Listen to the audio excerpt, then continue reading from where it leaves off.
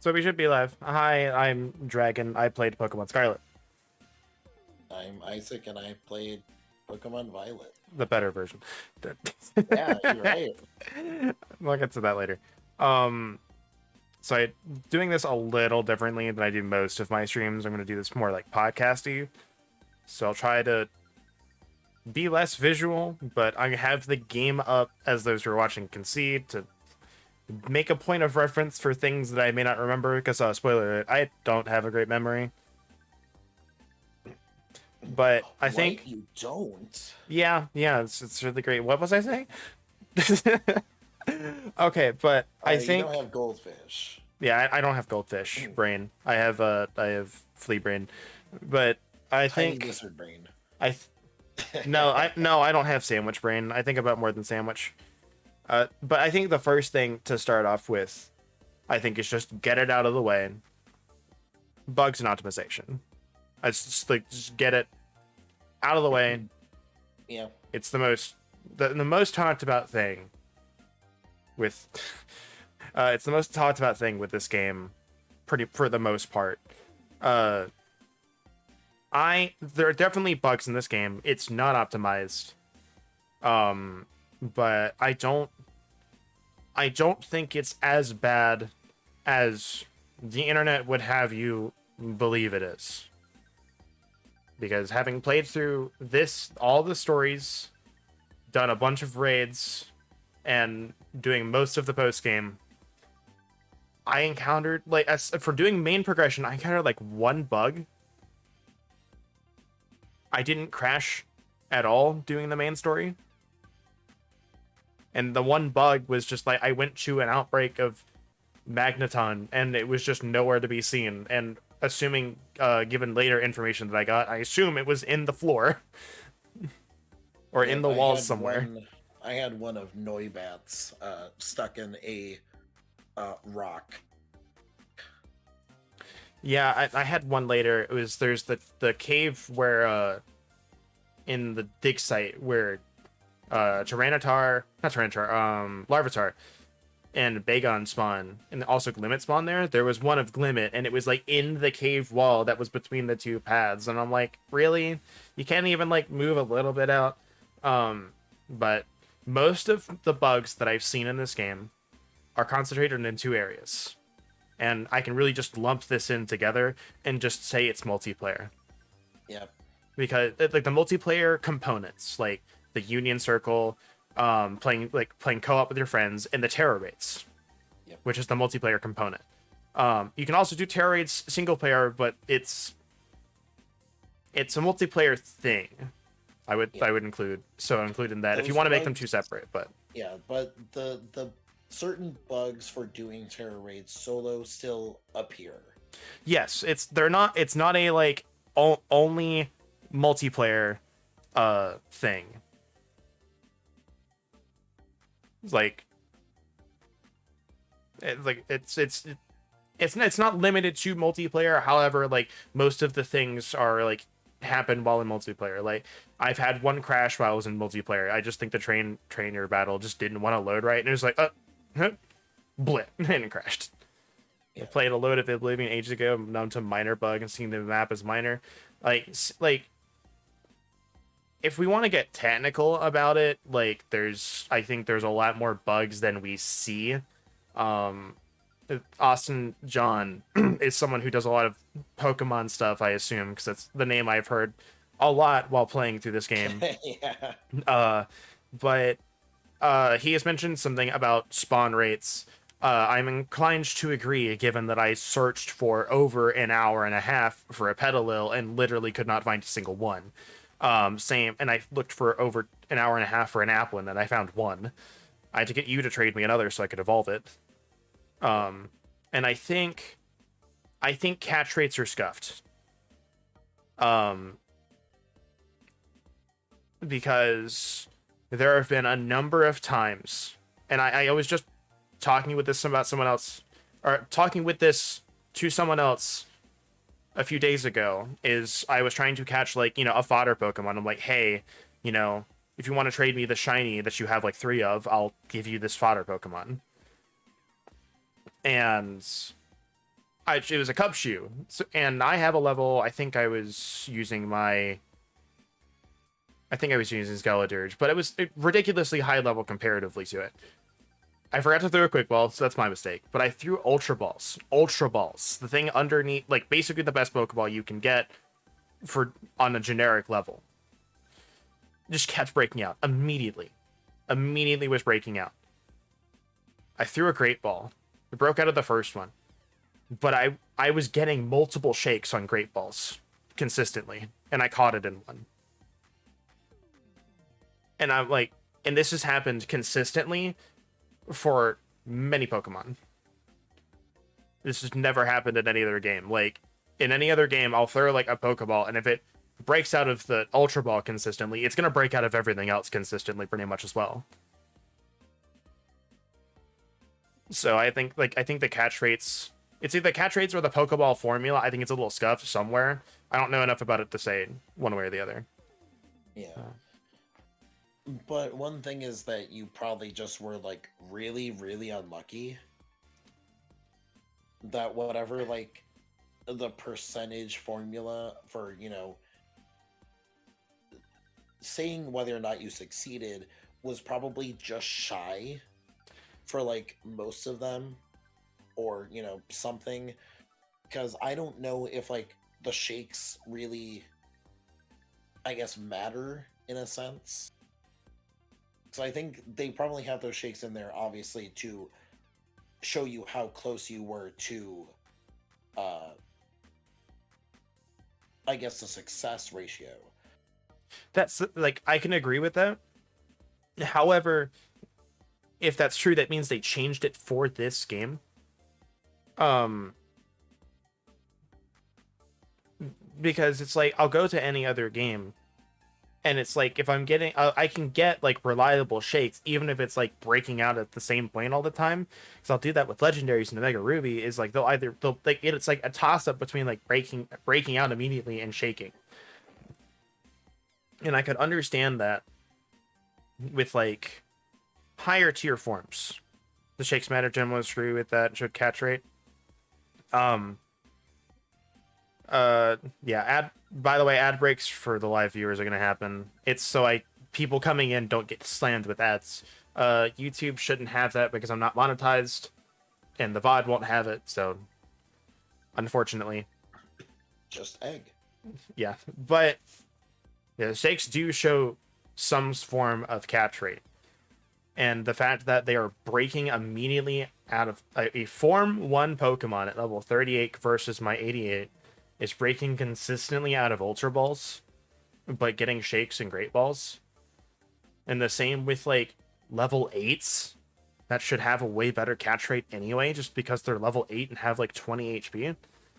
I think something's wrong on the back end, but I don't know enough about it to say what it is. Yeah.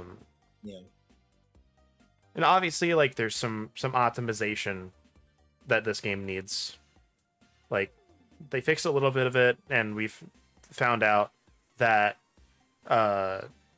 moving the game to the internal storage would help fix that. Or not fix that, but, like, make it better, and it does. But I think someone up top made them rush this game out before it was ready, for whatever reason. I don't quite understand. And it has optimization issues. But for the most part, I played through the entire main story, and I didn't really encounter anything huge. Same. I think most of the bugs are just weird visual glitches. Yeah. That I've seen. Like most of them are like weird visual stuff, like stuff appearing when it shouldn't be, stuff not loading in properly, like a Pokemon appearing as a shiny and not being one, or vice versa. I think I've heard about both. I've seen one. There are the crashes. There are let's see. The areas that stutter.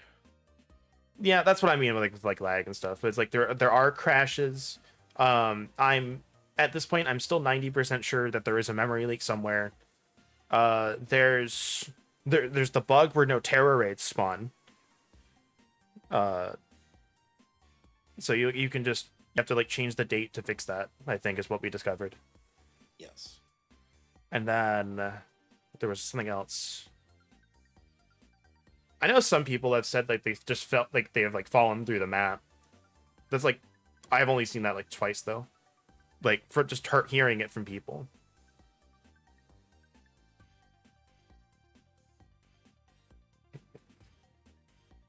But anything other than that, I think would just be like a technical like gameplay thing of like this should be adjusted to be more like this or be more quality of life. I've seen a clip, never had it happen, seems ultra rare. Yeah, I think that one's like really rare. Most of my like map related stuff is just stuff not loading in properly. Like I'll see textures flicker if they're really far away. The weirdest thing is like if you go up to like a slope, the textures will like morph and shift. Yeah, it's really jarring and weird. So I'm hoping they can fix that at some point. I am inclined to believe that is some jank optimization that they did it as a placeholder to make it work and not glitch, but because like eventually you just kind of like, I guess, become numb to it and don't, pay attention to it. But then there's some instances where it is so prominent that you can't, block it out. Yeah, you just go, huh. Yeah. And you're just like, oh shit. Ooh. Most I had was battling through a wild Pokemon hitboxes or jank. I'm still undecided on the hitboxes. I'm not sure how much of it is the Pokemon hitboxes and how much of it is Koraidon or Miraidon. Yeah. Because I don't think I've ran into anything that I didn't want to run into all on foot, but on Koraidon, I've run into things that are like 5 miles away. And it's, yeah. I'm like, you as a tiny little, I think, Fanvi are nowhere near me. Like, you are the length of a Pokemon battle away from me, and I still encountered you. But yeah, until they get it fixed, by the way, if you have something spawn in a wall, you can target it in the wall and throw a Pokeball at it to start a Pokemon battle, and it will work. So that way, if you see something in a wall that you need or something like that, there's your jank way of getting it. You can mess around with the ZL targeting. Yep. But I can't think of anything else on the bug front, can you? Not really. I mean, I can think of a few bug Pokemon, but we'll get to that later. Low-Key-X. Oh my god, there's so many. I love it. Had a battle in which my Pokemon was down the bottom of a 40-foot cliff with a trainer. Nice. Are you ready yet? Yeah, you Thunderbolt. You Shadowball. All right, but I think we'll go on to the next point on my list. Character creation, and I'll add customization on this. But I think this is the first game, first mainline, because Legends Arceus I think had it, but this is the first mainline game that had character creation. You didn't just choose a template. Yes. You might have chosen it for skin tone. I don't remember. Yeah. That's more or less, but like you could choose your hairstyle immediately, your haircut, like eyes, like all of that. You could choose all of it, and I think you can do it most of it at any given time by pressing. I'm gonna push it here. I believe. Yeah, you can press left and then change look, and you'll get a bunch of stuff. But I think honestly, they did character creation pretty well. I think the only this is creation specifically right now. I think what I would want is I would want more like visual options, because what they had was like a bunch of variants. It's like, all right, here's this eye type. Here's a slightly different version of the eye type. Here's another slightly different version. Here's another slightly different version. Okay, here's a new one, and then there's like 3 more variants. I feel like they could add more initial bases. I don't mind the variants. I just want more initial bases. And that was kind of the same thing throughout most of the character creation. The second color, I have zero problem with going into a character creator and having the color red mean orange if you're going with realistic hairstyles. But for the love of God, you have green hair. Why is red orange and not red? because I Yeah. wanted to make my character with red, and it's not red, it's orange. There is no red in this game for hair color. You can make wine red, which is what I chose, but there's no reason not to have red if you have like green, blue, and purple. Like age differences, maybe young kid default teen, young adult. I want a beard. I don't know if we're ever gonna get that with a character Yeah, we're creator. not gonna get that. However, and I'll go into this a little bit later, they did do that with a bunch of the trainers and stuff. And I felt like we had like a huge variance of like who we encountered as a trainer more so than other games. Yes. And I think they did very good with it. But the second part of character, the character appearance, is the customization. They dropped the ball. I get where they were coming from, but I think they dropped it. I think they dropped the ball. Because as you can see, like the only thing you can do with your shirt and pants is just change to any of the 4 preset uniforms.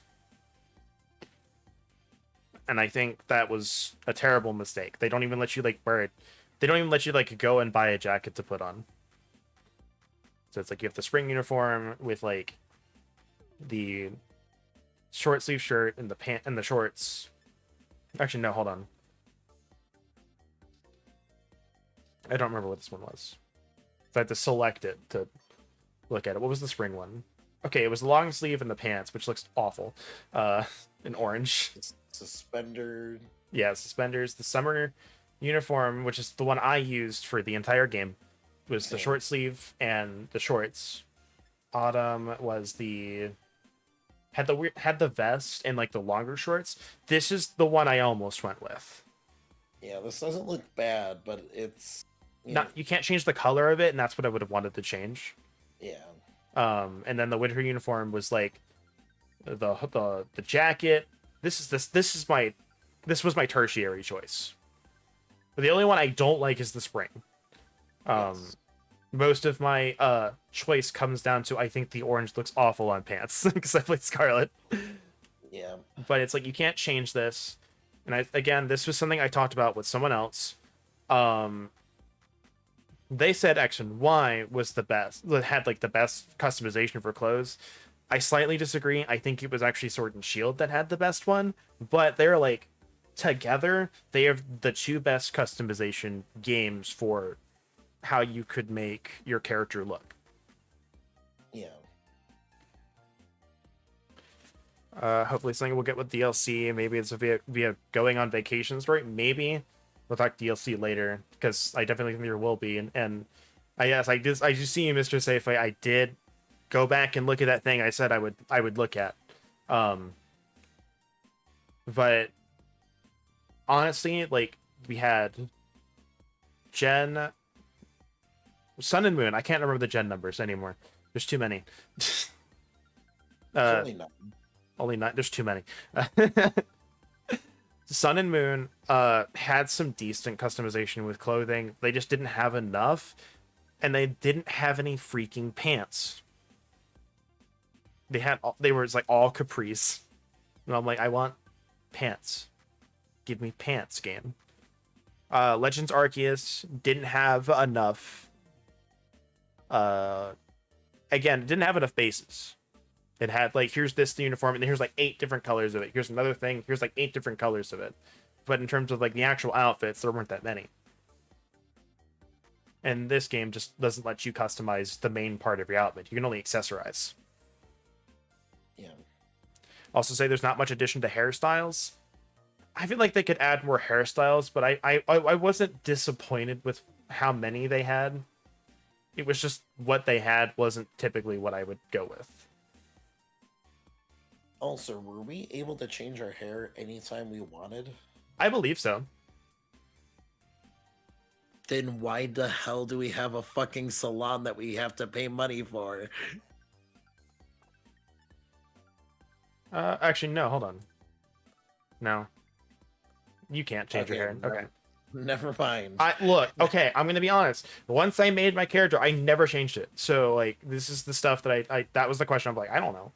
but I never changed it. But you can change basically everything about your face. But yeah, even then, it's like almost to me, almost everything, all the hairstyles were really meh. I liked the one that I had, which was like the one. Yes. There's like the comb over bang, and then like kind of short, kind of goes to the shoulder line. I liked that one a lot. I don't remember which one you went with. I think you went with like a twin front tail one. Um, I think it was just like the standard long hair. It might have been. I think they could give us more. I think this is a solid base to build off of for their future games. Like I just like what they have is fine for character creation. I just want more. And really, oh yeah, I forgot to mention the other game that came out, the deck customization. Brilliant Diamond just had the issue of like the outfits they had were okay, but they were whole outfits and you couldn't just mix and match.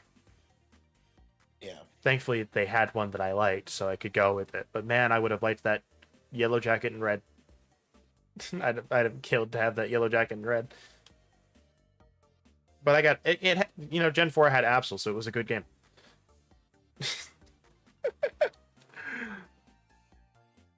All right.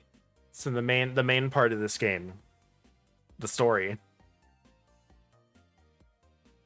I really, really liked the story.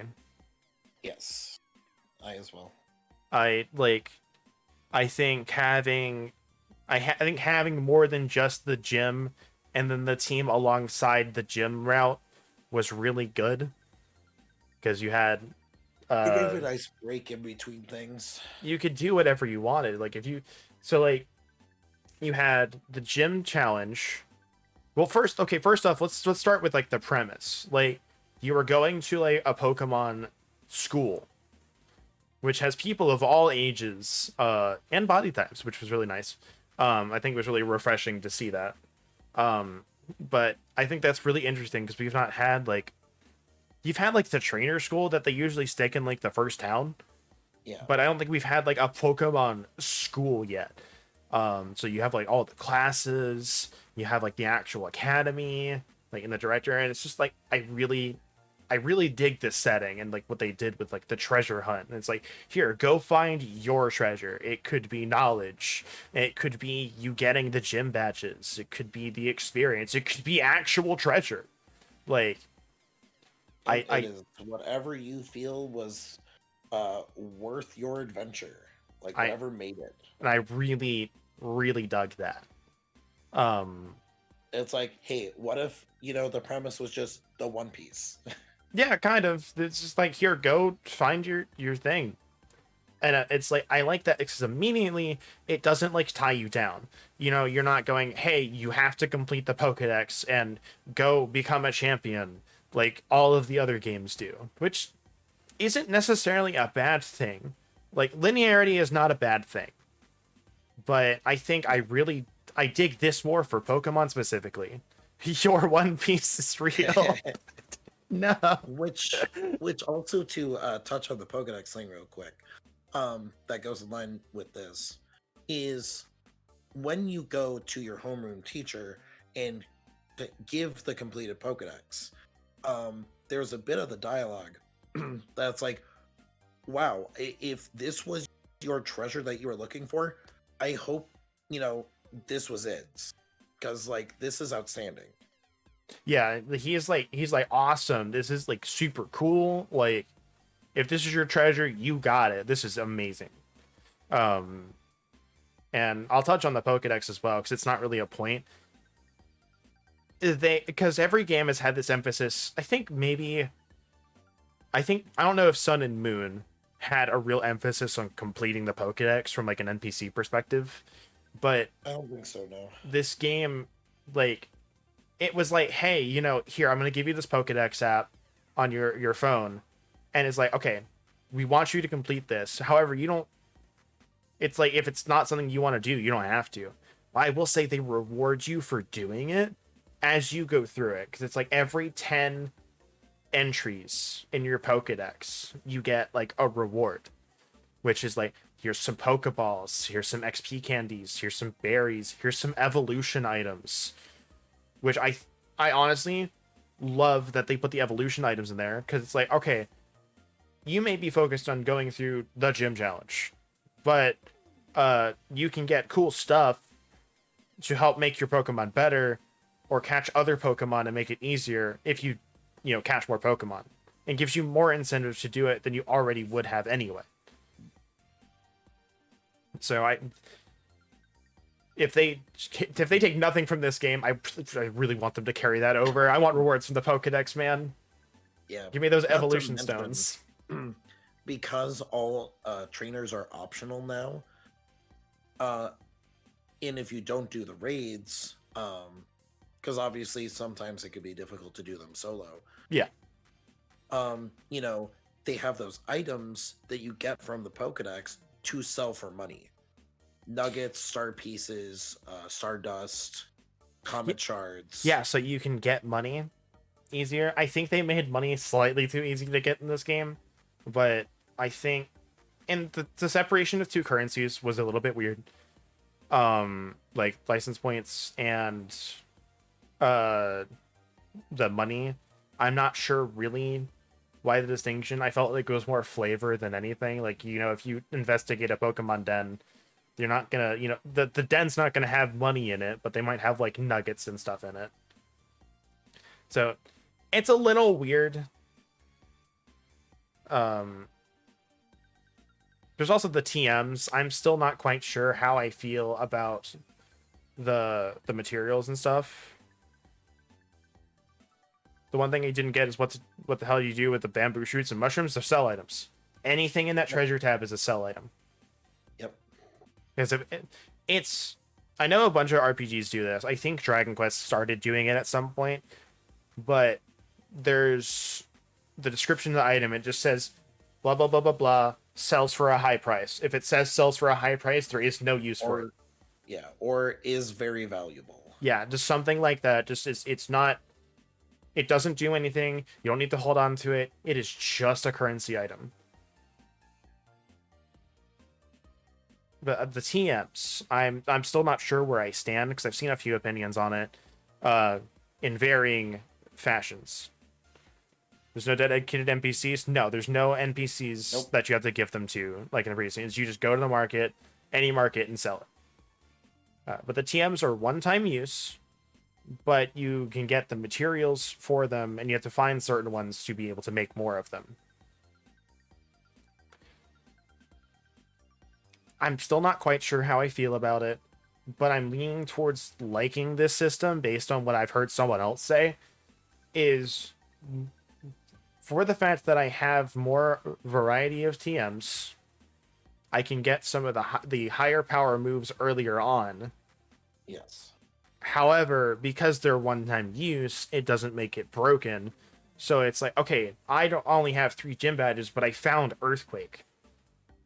I can't necessarily make the Earthquake TM yet because I haven't fought the things that I need to make it, but I do have this one thing, so if I have my Hippowdon that I can really use Earthquake on, I can give it to him, and he'll have a good stab move.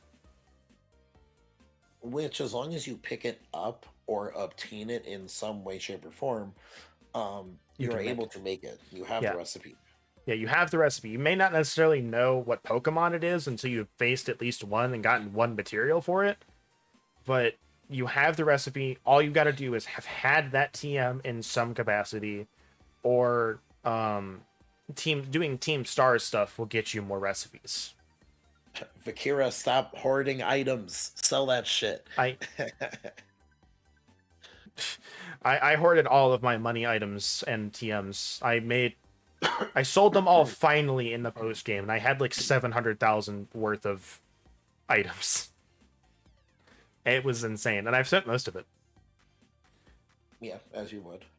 But to go into specifics of the story, I'm going to start with Team Star. So we have the quote-unquote delinquents who, I think this game had a problem with introductions. I think this game did not have a great way of doing introductions because they pictured immediately the Team Star members were kind of like picking on Penny when you meet her. And then nobody They were else in Team Star is like that. Yeah, they're just punks. I'm just like, oh boy, more punks, more like Team Yell or Team Skull shenanigans. And then they're like nothing like that. Like they like appearance wise, but they weren't. It's like they didn't they didn't like they didn't harass anybody. They didn't take Pokemon. They were kind of just doing their own thing and like banding together. From what I understand, they were all upstart students who were just targets of bullying and decided to, rally together to fight against their bullies. Yeah. And you find that out later, but the initial appearance is like they were basically picking on Penny for whatever reason. Yeah. And then nobody you ever talk to ever seems like a bully in that team. Yeah. So it's the wrong first upfront impression. However, despite that, I very much appreciate like the bullying aspects. Like we were all like people who got bullied relentlessly, and we just banded together to like have like a group to rally with and help stand up for each other and just to have friends. So you like are so we'll get to like the battle aspect of it is like you go to the Team Star base and you fight the grunt, like the guard grunt. Yeah. And they tell you, okay, well, it's my job to stop you from entering this gate. All right, okay, well, you beat me, but our team leader isn't going to come out for various reasons. They gave like a flavor reason of why they won't come out immediately. So you have to use the Let's Go mode and beat 30 Pokemon in 10 minutes, which is a stupidly large amount of time to do that in, but I'll take it. And it's really cool, especially for the fact that the team grunts have different Pokemon depending on what base you're in. They have multitudes of different Pokemon of that type. And evolutions. I didn't think about that earlier when we were talking. They have evolutions. Like there's a team evolutions. The team grunt can have Mightyena finally. And not just Poochyena. But they had like different Pokemon. It's not the same 3 Pokemon across all of the game. The fire type, I think like had some Growlithe. I think they had Salandit. I don't remember all of them, but they had different Pokemon. The ones that you could have potentially. Because well over 10 different things on average per base, what someone said. But something I thought of for our discussion of this very topic today is the Team Star base fights are very streamlined. Yes. Because in a way, it's kind of weird that, the auto battle Let's Go feature is kind of the main focus of one of the aspects. But to think about it is those would be really bad if you did the typical stuff that all the other gens did of, oh, you fight the guard at the gate, then you go into the base, and then you have to fight five grunts in a row who had like 1 or 2 Pokemon each. And then you then immediately fight their boss. No breaks. No healing in between. Well, you can't really heal between in this either. But because of the auto battle makes it so streamlined, you can like walk in and go in like a big circle, and they are all throwing out their Pokemon. You can have like 2 Pokemon out at any given time, and they're just auto battling it out, which generally I never had any difficulty with, because if you're super effective, you pretty much for the most part don't take any damage unless you're under leveled.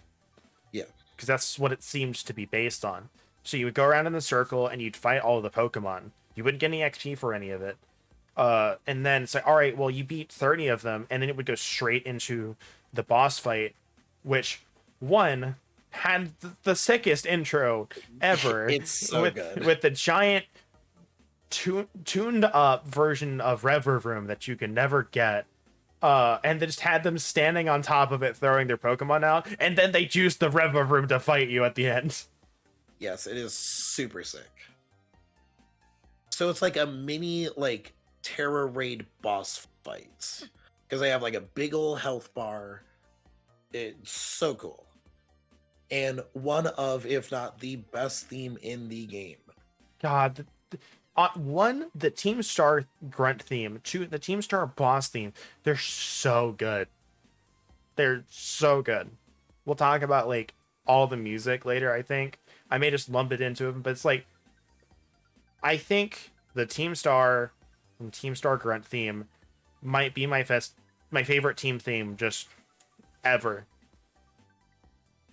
Yeah. because they lean into like the punk rock aspect a little bit of it, especially with like appearance across the team, and I love it.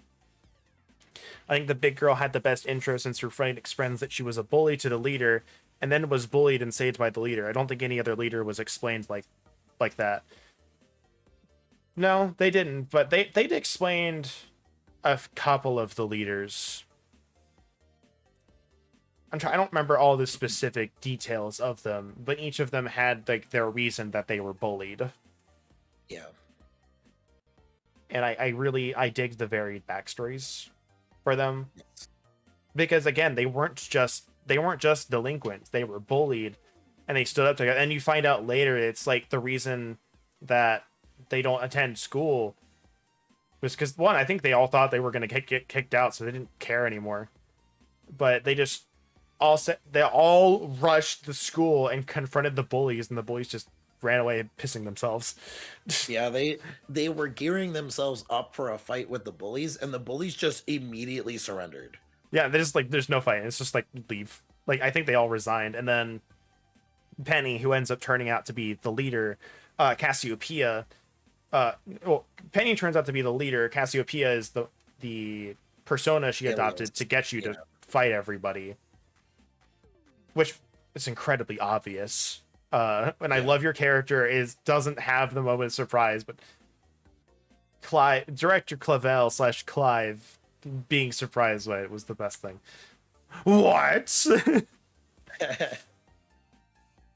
And then like we're on, I believe it's the bullies basically snitched.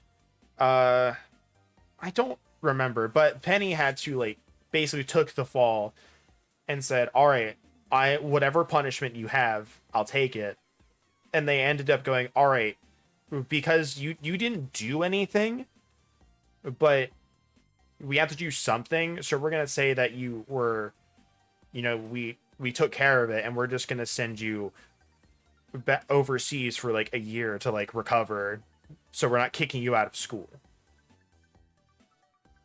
And the whole time, Director Clavel is like, "I really just want you to come back to school. I don't want to kick you out. You're all promising students. You wouldn't be here otherwise." So in the very end, he talks, is like, "The only thing I ever wanted was for you to come to school, and I issued that ultimatum in hopes that you would, and then you didn't do it. So what do I do now?" Yeah. And at the very end, he basically gives a reason that the Team Star bases are still around and you can rematch them. He's like, "All right, for all the trouble you've caused by not being here, by messing with the school uniform and blah blah blah, you have to use your skills to help train other people and provide life practice." Yes. And it was this nice win-win for everyone, because they were all like, "Hell yeah, we get to stay together with our buddies. Nice." The whole thing, I think, 10 out of 10. I honestly really love that story. I don't know if there's anything I'd change about it. I personally give it like a 8 out of 10 personally, because I think some of it was a little bit too, I guess, mushy for me, or too good of an ending, especially at the end. It was like too much of a happy ending, so I'm just like, eh. The other thing is, but the thing is, you'll remember the director did not get off scot-free. He was like, "Oh no, I gotta face the higher ups. Oh no." Yeah. But I honestly, I dig it, because it was not, the mushy did not come out of nowhere. They didn't have to like redeem anybody. Like, from the beginning, director's like, I want them to come to school. And they use this like, all right, Kazuya came up with this plan. Like, we're gonna use their code to force them to disband. If they disband, they have nowhere else to go but to school. So we're gonna do this. And at the end, that's what they did. It's like, hey, we don't have to, leave each other, and you're still enrolled in the school, and we have because you did this, you now have to atone, repent. It feels like too strong a word. All the redemption happened up front, pretty much. Like they didn't try to out of nowhere go, hey Vegeta, I know you killed like 20,000 people, but do you want to be a good guy? I mean, yeah, sure, cool. That sounds great. Vegeta, it was more complicated than that, but it was the first name that came to mind because I can't think of anyone else that got redeemed right off the bat. And even he didn't get redeemed right off the bat, but we're not here to talk about Dragon Ball. So what's next? The gym challenge. So we got introduced to Nemona pretty much immediately. I think they went a bit... Again, this game had a problem with introductions. I think they went a bit too hard with her wanting to battle immediately. Yeah. So, unfortunately, people think she is a yandere. She's not. She just has a hyperfixation. Yep. She just has a hyperfixation. She just has ADHD. It's okay. I want to be a good guy. Wait, who's that Earth woman? But yeah, Nemona really just kind of has a hyperfixation on wanting to battle. And I think they actually do that pretty well because they talk about her a lot. She has the champion rank, so she has the team at the beginning, and the professor is like, it was not the professor, it was the director. The director is just like, now, like, she just started, or your character just started. You can't use your champion teams. Like, all right, why don't you use the Pokemon I just gave you? And as of Gen 8, last gen, I think they start picking your weakness. I don't think Sun and Moon did that. I think so, yeah. I think how deliberately chose your weakness. Yeah. Or like, I mean, like the one you're strong against, rather. Yes. I think he was the first one that introduced that. It was either Sun and Moon or Sword and Shield. I know this is because his ace was technically the Pikachu at first. Yeah, that's true. That was his ace, and then Hop also had his Wooloo that he had before the starter Pokemon. So that was technically his ace. So they didn't do that this game. I think they just had the starter. If she had something else, I don't remember. It's been too long. But the idea that she, like, one, you battled her well enough that she was like, oh, I want to do this again, but I got to hold back because, like, you got to get stronger, and then I can get stronger again. And the implication is you're Babu. Like, you're just learning still. Yeah. But I love the implication that, one, you inspired her to, when the treasure hunt started, she went to go take on the gym challenge. She was going to take on the gym challenge probably again anyway, but you gave her like a new fire of doing so. It's like, oh, I'm going to take the gym challenge again so I can try and keep myself on par with you. And the implication is she is training up a secondary team. She is not using the team that she got the championship last time, where she's catching new Pokemon and training new ones up to fight you as you go along. And then at the very end of the story, she challenges you again. And I'm assuming that's her league team. Yeah. Which is really good. I'd also like to touch on real quick is the fact that there are multiple champions. Yes. It's not just we have, because before it was the Elite Four. Well, Sword and Shield didn't have that, and then Sword and Shield didn't have that, but it was like, here's the Elite Four and here's the champion, with this hidden like implication of, if you beat the champion, you get to be the champion, or like keep going, and the champion you beat is still the champion. Not so in this. It is the Elite Four. You have the Pokemon League. Like, head that is in the place of the champion, and if you beat the head, you gain the champion rank. So now you Yeah. are just a champion. You get all the perks that comes with that, which is, I think, as far as I'm aware, is just popularity and maybe a few extra items on the market. Yeah. But I really like that because you can just have multiple people and like, yeah, I have the champion rank. I beat the Elite Four. There's no like implication you turned down the role to fight other trainers. Yep. But to go to Nemona again, she she calls you every gym challenge, every gym you go to. Sometimes she shows up, sometimes she calls, but she doesn't fight you every time. And I love some of the reasons they've given for it, where she goes, one of them, she goes, oh, hey, like, if I had known you were here, I'd have brought, the team that I had prepared to fight you. I only have the team that I prepared to fight the gym leader right now. Yep. So she's doing the same thing as you. She is catching and like training teams to fight gym leaders and to fight you. And then sometimes she's just like, you're prepared to fight the gym right now. I don't want to intrude on that because I know you want to do this. So I think they did really well with her, with that. It's like one time she wanted to fight, and it's like just so happened the head champion herself was there. So she's like, hey, I really want to fight you with her watching. And you're like, yeah, okay, I get how important this is. So yeah.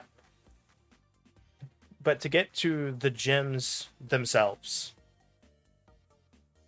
I really dig how they did the gyms. I don't think all of the gym tests that they did were that great, but basically you have the gym test. Instead of, just fight trainer, you go through this weird puzzle that all the gyms for some reason had the money and time to build. Yeah. And were most likely safety hazards. You just like, okay, well, the first one that you're supposed to do level wise is, move this all giant olive around an obstacle course, and you can fight the trainers to make it take less time, but you don't have to. There are some of them that it's like, no, you just are fighting 3 trainers. Like, you're gonna fight 3 trainers no matter what. And not all of the gym tests were like, this is okay. But I think they were unique enough. Yes, they were unique and interesting. Yeah, they're unique, interesting, and they weren't just the same as everywhere else. Then you went and turned it in, and you would fight the gym leader. And I love the gym leaders in this game. Like, I know some people may like some more than others, but the gym leaders are just people that have jobs and go like, all right, it's time for me to be a gym leader again because we got a challenger. Kofu is like, I run like 3 restaurants. Larry's just an office worker. Larry's amazing. Yes, Larry Best, don't at me. Larry's the best. I am a streamer. I don't remember her name off the top of my head. The bug gym leader, she's a pastry chef. Artonzo he's an artist. Or I don't think that's his name, that's the city, but it's like he's an artist. Like, they all have things they do. I think the one that they didn't give us enough of to really get that was Grusha. Like, yeah. It's like he was, past tense, a championship skier, but had to step down. So, like, they didn't really give us a sense of what he does now. Oh yeah, the Ghost Gym. She was a music artist. She was a rapper. Yep. That was like, that whole thing was awesome. And Critical was the MC. Stupid sexy Grusha. But I really like how they did, like, the gym leaders were just people that had jobs, and like this gym thing was like, all right, they probably get paid for it. I would hazard a guess they get paid to be gym leaders, but that's not like, I am the gym leader. That is my job. Like all the other ones who, weirdly enough, the gym leaders seem to be placed on like this pedestal. Like, do the gym leaders like run the town? If you like dethrone the gym leader, are you like the new mayor or something?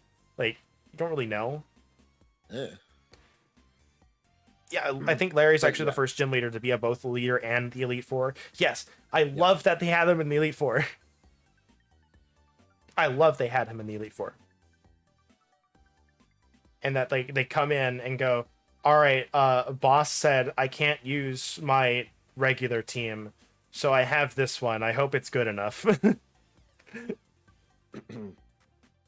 Like he's just a dude, and the poor dude just continuously having to do the gym challenge, just like, all right, I gotta do the gym challenge again, and then I gotta do the Elite Four. Oh, the champion asked you to go back to all the gyms. Wow, how great. Boss said I can't have overtime, so this sucks. Yeah. It's like, let's get this over with. I'm on the clock. I don't think gym leaders inherently run the town, no, but I've long suspected the champions of some regions may be defective political leaders. There's definitely a couple of them I can see that with. Yeah. They definitely have a lot of influence, if nothing else. And I think that's the weird thing. But the gym fights themselves, though. One, the gym theme is really good. Yeah. I love the jazz. I think it fits. But it's like you have 2 to 4 Pokemon, depending on which gym, that are of that type. Bug's gonna have the bug types, etc., etc. And then you have like the ace out of nowhere that, I think Ino had a Miss Magus, which is like Ghost what? What's Magus again? Ghost Psychic, maybe? I don't know. Let's go with Ghost Psychic. It's purple. It works. Ghost Psychic, and then they Terra it into their type. And for most of them, I don't think it works that well. I get the intention behind it, which is something to cover. Like Kofu has a Crabominable, which is fighting ice, I believe. So he has something to cover your grass types that come in. So he has like the ice type, but they Terra it into the water type, so it's still weak to grass. So I don't think it works that well. However, there are 2 instances where I think they did a really good job. Larry is one of them, because he has the Staraptor. I kept saying Braviary for some reason before, because they do the same thing. But they might as well be. But I really like the design for Staraptor. But he has a Staraptor. It's normal flying. So the way Terra works is offensively, you gain that type as an extra stab. So Staraptor terrorizing into a normal type is normal flying normal. He gains double stab on normal moves. Defensively, it becomes mono normal. So that gets rid of, for Staraptor, it gets rid of its electric and ice weakness from the flying, and makes it only now on the flip side of this, it makes him weak to fighting instead of neutral, and now he can be hit by ground moves. Now the fun thing was going to Iono's gym, and I found this out later because I don't think I beat the Miss Magus with a ground move. Well, I don't think I tried to. But, I did. Ooh, but boy. Miss Magus has Levitate, which makes it so you can't get by ground moves. Electric's only weakness is ground, so she terrorizes her Miss Magus into an electric type, and this thing has no weakness. You can't hit it with its weakness unless you had like Smackdown, I think. Yeah. Which would cancel that out. But I'm like, it was super interesting as a thing that they gave it. Her Voltorb later on also knows Magnet Rise. Yeah, I figured. Because her in the champion runaround to test the gym leaders, her first move was Tailwind. So her Electrode beat out my Garchomp and used Magnet Rise when I tried to use Earthquake. I was like, damn it! Bulge Breaker would also work, yes. Not gonna lie, Grass Sudowoodo first run fucked me up. Yeah. Yeah. I Finally. don't think anyone really saw that one coming. No, because that's the first one I went to. Honestly, I think... No, yeah, the first Titan's there, and the second one's on the other side. But I went to the first Titan and then just kept going to the gym. And it's like, finally, Sudowoodo has become the grass type he has been all along. Chulowoodo. So, one, Terra as a unique gimmick thing is super interesting, and there's so many things that can be done with it. So Yes, A very plus. strategic and fun. Very strategic and fun. I don't think the gym leaders make the most out of it. The Elite Four certainly do. Oh yeah. They definitely use that double stab. Uh, Yeah. and Rika just has that Whiscash with Blizzard. Thanks, Blizzard, for knocking out my Tropius in one shot. Double a quad weak to ice. Ouch. That was very difficult. That was a very difficult Elite Four to go through. So I really liked that they gave them like the weird moves. I don't know what weird moves the I don't know what Larry and Toddler Girl had for weird moves because I basically one shot all of them. Well, But as I had mentioned, the Caparacha had play rough. I'm just like, what the fuck? Why? I think I one shot everything that the steel one had with either earthquake or flamethrower. I don't think she had a chance to begin with. But And like, as I mentioned before, I was going in there with fighting types. I'm sorry. Yeah, so that's why the play rough was like, okay, sure. Let me just take my fucking gloves off now. Yeah, I had flamethrowers, so I think that's just what I tore through it with. I'm just like, no, that's what I did. I took flamethrower in, and I just went torch song in the first one, torch song in the second one, flamethrower, flamethrower, flamethrower. You have been absolutely decimated. But Rika Right. and Hassel gave me so much trouble. Yeah, they surprisingly were not the ones that gave me any problem. Yeah, I was like, no, the steel and flying are gonna give me the trouble. No, it was the ground and dragon because they had like the weird moves, and I actually I had the interesting strategy on Hassel to take care of his artifacts. I goaded him into using Glaive Rush, which never misses but makes them take double damage. Or no, it deals like a ton of power, but it makes the opponent never not miss and deal double damage on their next attack. So he did Glaive Rush, killed my Garchomp instantly. So I sent out Grimmsnarl and did like double power stab play rough and murdered it. Yep. So I baited him into it. It was really fun. So while we're on the topic of the Elite Four, there was something that I saw someone mention, I think in like Twitter or some article or something, is that the Elite Four members should have more of what was done in the Diamond and Pearl remake. Of they should have more held items, they should have more EV trained Pokemon, they should have more competitive movesets. And I'm just like, I slightly agree. I can slightly agree with that. However, I don't I think feel- perfect should be. I don't think it should be perfect across the board. I feel like that's good for like a rematch, Yes, a But rematch. but for the first time going, that No. makes it really hard for people who are playing this casually. Yeah, because at that point you don't really have like, because you're level 50, right? You may not even have your final evolution yet. Yeah, I want that to be an option, but not the standard. That's a good way to put it. But it's like you may not even have your final evolution yet, depending on what you're running. Like you're gonna be level 50 to 55. Some of the higher level like dragons and stuff don't evolve to like 60 or 64 if you're weird and like Hydreigon. I'm sorry if you like Hydreigon, because that's a really rough Pokemon to like, because you don't get to use it until post. Because like I feel like this Elite Four was not easy.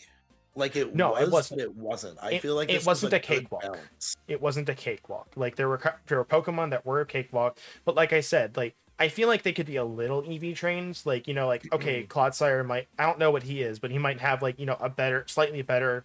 Like HP, like Yeah. HP EVs to be a little bit more bulky. He might have a maybe little bit like more a than your deep- standard Clodsire. Yeah. But they have like the weird moves. Like Copperajah had Play Rough, Whiscash, like Water Ground had a Blizzard. And just, Blizzard.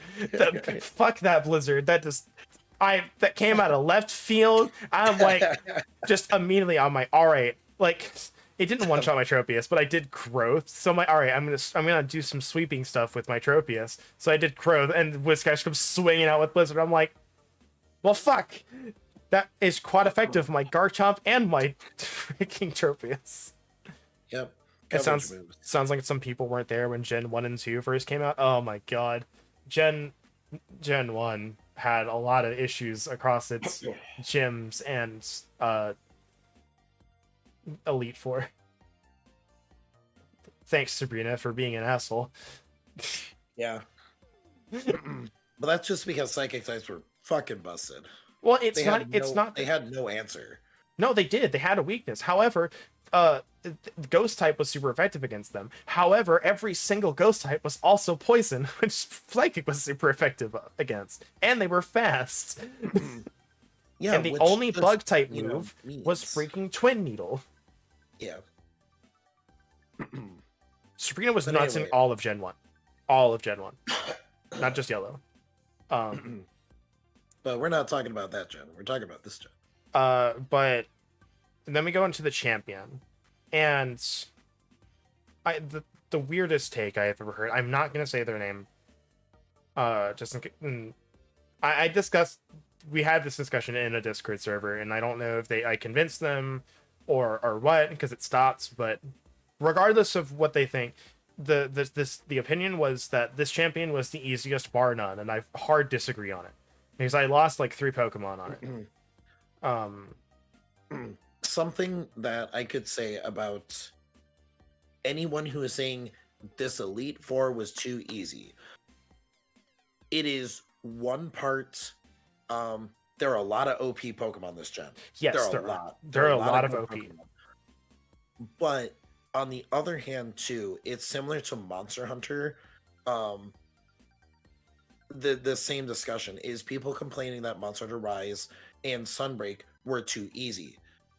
That also kind of equates to how people have been playing these games for so long, they know how it works, they know how it functions. Not to mention, if you go in knowing what you have, you can be even more prepared. Yes. And have like an answer for everything. So those people who complain that this is too easy, that just shows how much experience or prep time they put into it to make it easy.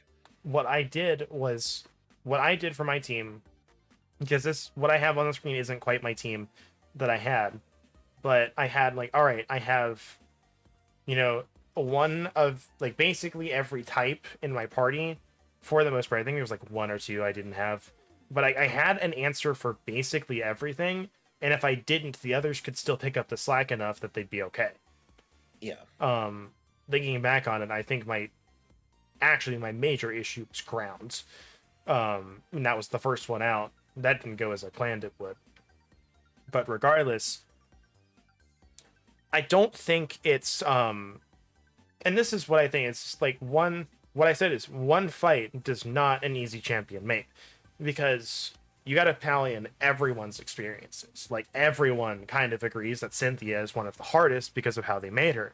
And after playing through Brilliant Diamond, I have to agree. She was definitely really hard. However, I really liked that fight. I'm not going to... They also overtuned her, or like retuned her for the remakes. Yes, they retuned her for the remakes.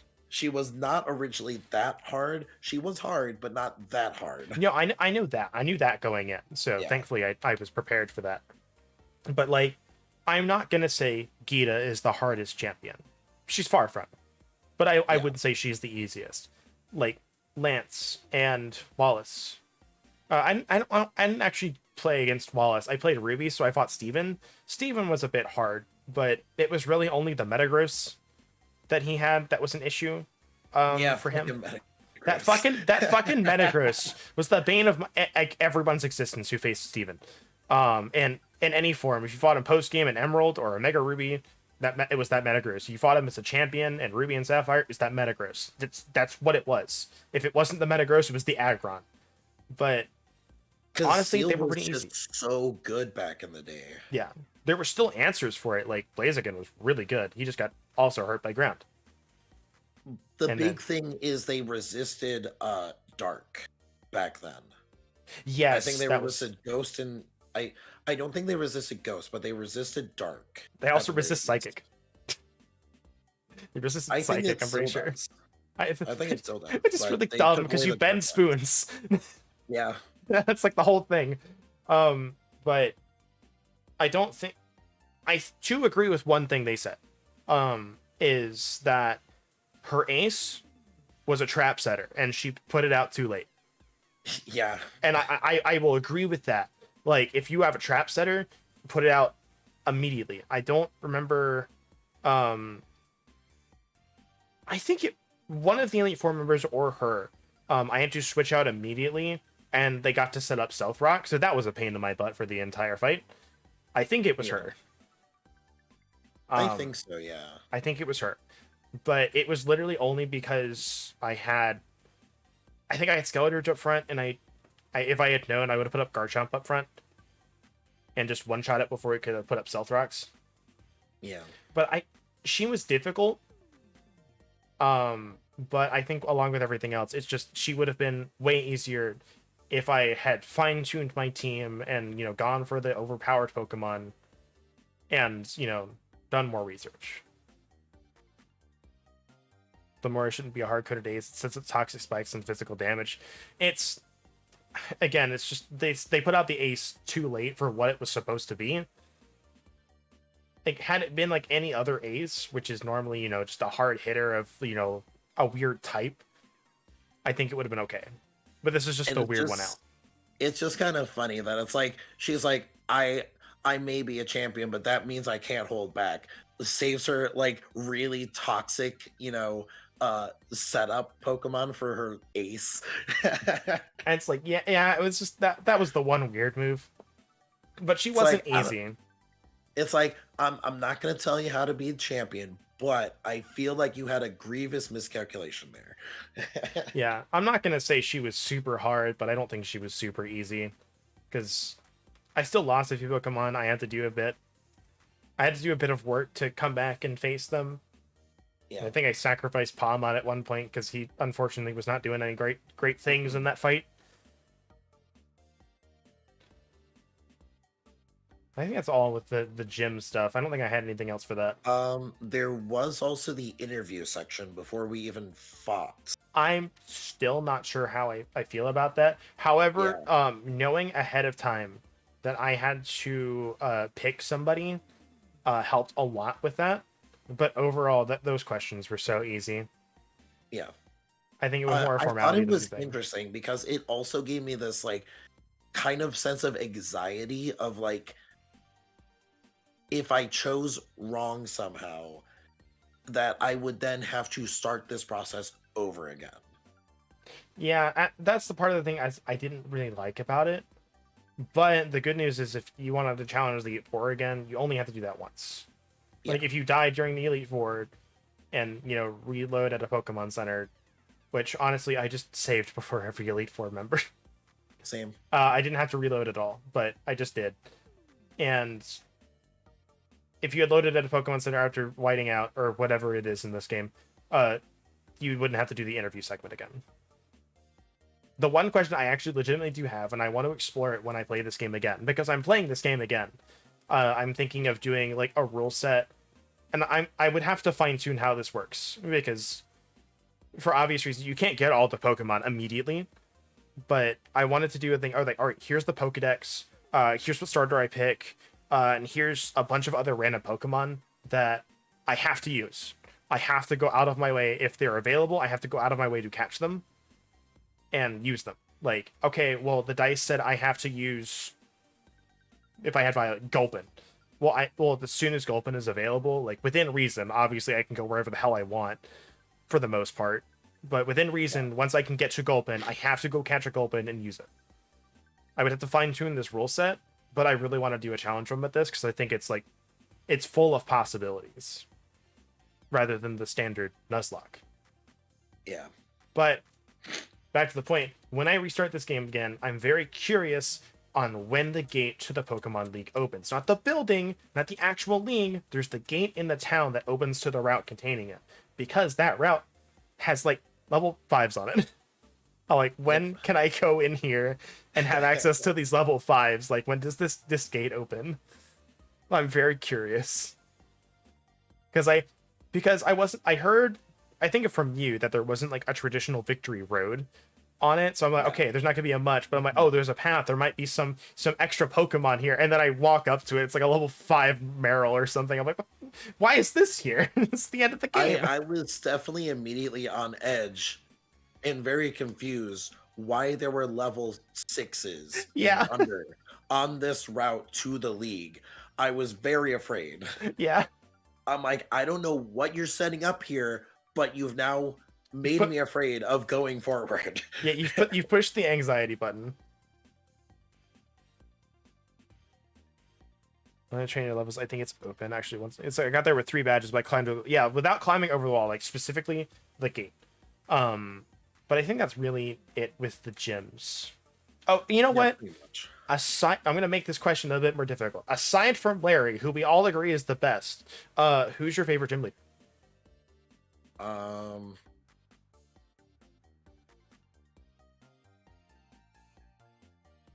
Probably Kofu. Kofu's a good choice. I and this is a tougher one for me because I'm torn between like 4 of them. Kofu is one of them. I surprisingly liked Ayano a lot. I thought she was really cute, and the way she did things didn't. Some people found it cringe as streamers. I didn't. I really liked it. It didn't feel forced, if that makes sense. Yeah. I felt like the intro for her was a little bit weird, like with the hello, ciao, bonjour, hola thing. I don't Yeah. remember the whole thing. That felt a little weird, but like it didn't feel forced. So Kofu, I know, the art dude. Yeah. He gave me such Datara vibes. Arts is an explosion. He would absolutely like love Datara's character.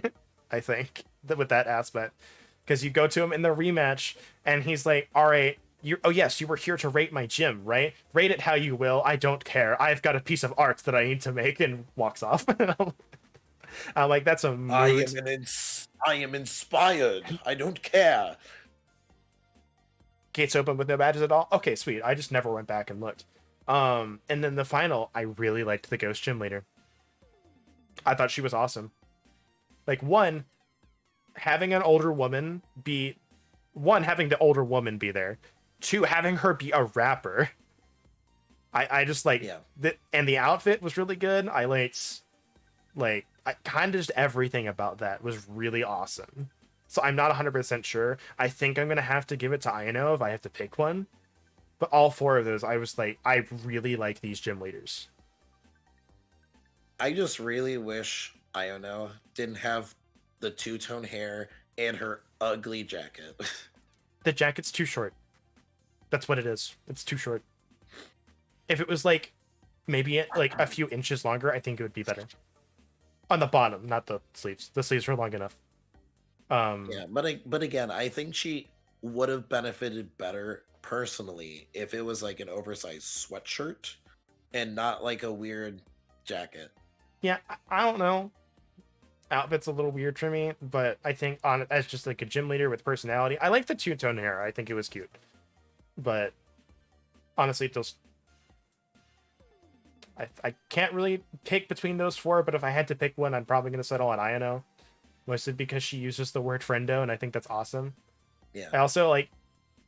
I also love the one line before she takes pictures. It's not gonna help. Now it's like, now grab a camera. You're gonna want to save this one for your brain spaces, and then takes the picture. And I'm like, that's such a good word, your brain spaces. Like that's a good word. All right, so what do we rate the road to champion? All right, well, the road to champion path. I'm gonna say, 8.5. I give it a 9. There's a couple of the challenges that were a little bit too long. Can we also talk about Ayano's challenge real quick while I'm thinking about it? The trainer fights were Waldo. no, you mean I found Waldo. Like both of us had the same experience. While we were reading the text box, we found the director. Like we didn't even get to the looking part before we found him. As I had told him, I'm like, I know this is supposed to be a game for babies, But this was so easy. Yes, the fact that we are able to scan subconsciously while reading the text box, And and we find know him. where, yes, and we found him. I did appreciate the one where he was in the Pokemon Center. Yes. I did appreciate that one. But it's like I feel like they could have made it a little harder on that specific one, and I would have been okay with it. But Yeah. it is Or not if a it got where's harder yeah. overall, as we progressed. Yeah, yeah, but like I said, it is not a where's Waldo, it's found Waldo. Yeah. But anyway, it's just the gym tests themselves kind of drag down the score list. I think 8.5 is the lowest I would go. I would probably have to say 9 is a pretty good score. Yeah. But anyway, the person everyone likes is coming up next. And again, had a really bad introduction. Everyone's favorite sandwich boy, Arvin, complete with sandwich addict, Lizard. Yep. So I think they go a little bit too hard on him initially when he shows up, because he's like really angry and annoyed and seems like a jerk. I think they pulled too much of a jerk ass for him initially. Yeah, I think they could have toned it down a little bit, and it would have made a little bit more sense, because I know he didn't like Nemona. Like, and that was something that they explore later, and they kind of, go through, like, just a smidge, but they made it seem like he hated Nemona and what she did. And no, he's just kind of like, no, I really just want you to stop asking me to battle, because that's not what I'm into. But he comes off as, like, a big jerk. But as you do, like, the Titans, he opens up a bit more, and is like, the first one, he's like, no, like, I'm really into, like, plants, herbs, like cooking, like all that stuff. And you go into, first off, that for the first Titan, not knowing what to expect, I walk along this path in the cliff section, and I just see a giant crab. I'm like, holy shit. Because I hadn't seen Cloth yet as a Pokemon. Yeah. So I just saw this crab. I was like, what the fuck's that? So that was a really good intro, the Titan Pokemon. So you beat him, and he's like really into it, like, and they send out he sends out his Pokemon, and like, obviously he is not a good trainer, but because like he says to himself, he's like, I'm not, I don't train everything. I'm not really into battling. It's not my skill set, but like I have it. I know my types. I'm gonna help you. So he sends out, like, I think Shelter against Cloth. The Titan Cloth. So it's like, okay, it's at least type advantage. It's not like an amazing water type Pokemon, but it's there. It helps. It does something. And then you get the herb. You make the sandwich. Koraidon eats the sandwich because you can't say no, and then he gets a power, which I think is pretty okay. The second one is when he reveals, like, hey, like, this is why I'm doing this. And this is kind of when you realize, oh, they went really hard on him being a jerk ass for no reason, because he's like, I just want the herbs to help make my dog better. Like, that's it. And I'm like, there was a meme, I don't know who the artist was. It's like, and it's Arvin's like, all right, the truth is, all right, what's your story, edgy picnic boy? My dog is really sick, and it's just the eyes are really big and crying for the player. And I'm like, yeah, that's exactly what it is. That's exact. So they made him too edgy. But like, they set up all of the lore with Koraidon / Miraidon. They kind of set up like Urban Mystica being like this weird thing. I really like how they did the boss battles. Yes, they are very neat. They're very neat. Especially the fifth one, which was kind of like this weird, like, haha, gotcha. It was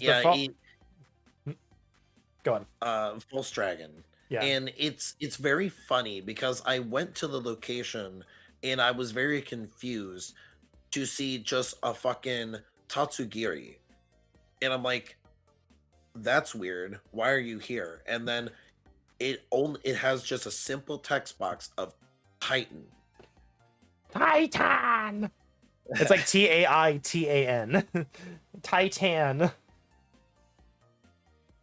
So like, I really like how they did those, and then they lead into kind of exploring Arvin and his relationship with his mom a little bit. They don't do a ton with the mom or dad aspect. So I played Scarlet, so it was the mom. I'm assuming it was dad for Scarlet. Yeah. Um, they didn't go too much into with that, and we'll go into that section after this. Yeah, But that's part of the next path yeah, after completing all these three. yeah, and I have that listed as area 0. But they go into those. I like after the first one you do, he's like, all right, and I made a second sandwich in case your dumb dog takes one from you. Yep. Uh, but the powers were neat. I like again and Game Freak, they pulled a fast one on us. All right, they gave us Herba Mystica. All right, Yep. and then they said, all right, you're gonna learn how to surf. You're gonna learn how to fly. And he's like, and it's just HMs. Climb. Yeah, climb. It's just HMs. I'm just like, gosh, darn it! You pulled a fast one on me, Game Freak. Yeah. You pulled a fast one. But I again, I really like the progression of it. You had a funny story about the desert titan, I believe, with how you did that. Oh yeah. So it's really dumb that you can go off and you can go to you can basically do this to any titan essentially. So I had beaten the desert one, which is leveled to I think like 45 or 55. I don't I think it's remember 44 for the desert one, because I think 50 is for the false dragon. So we'll say like 45 for the sake of ease. And so I was like maybe like 3 batches in, and I soloed it. I destroyed it. And you could probably do the same thing for the false dragon as well. I think you could probably do it with any of them. Yeah. False dragon might be a little tough, but Yeah, I know you could do it with the steel one easy. yeah. But anyway, on to the strat. So you take a man, what's that second form called? It's the salt Pokemon, the blocky one. Yeah, you you get it to level 24, which it will evolve into its second form. And it learns Salt Cure as an attack. So what Salt Cure does is it deals damage and places a DOT. And this DOT will deal more damage to those Pokemon that have steel or water typing. And this Pokemon also naturally comes with Sturdy. So what you do is, because you're only level 24 and you only have, X amount of HP and Sturdy, you first turn, just throw on the DOT. You're going to eat the damage from this, level 45. Obviously get one shot, but not because Sturdy. And then you just heal up to full with lemonades, and you just kill it within like 6 turns. You told me that. I was like, this is really dumb. You just heal bot through the fight with a dot. Yep. And this dot takes out chunks. It's pretty massive amounts of HP. I haven't used it yet. I specifically avoided that strat, so I'm like, all right, like that's a strat that I can fall back on if I have trouble with it. But like I wanna do this, normally. And because I didn't do that with Dragon Quest 11 with the Eric Carpet Strike Venomizer strat, because I discovered that on my own, and I'm like, no, I'm gonna use this because this is funny. But you still have to do most of the boss fight with that. This one, if I did that, I wouldn't really have to do the boss fight. But yeah, it's Knackle Stack. Knackly Stack, I think. Wish I knew that before I beat all the Titans. You can use it when you play it again. You can use it when you play it again. Feel free to your heart's content.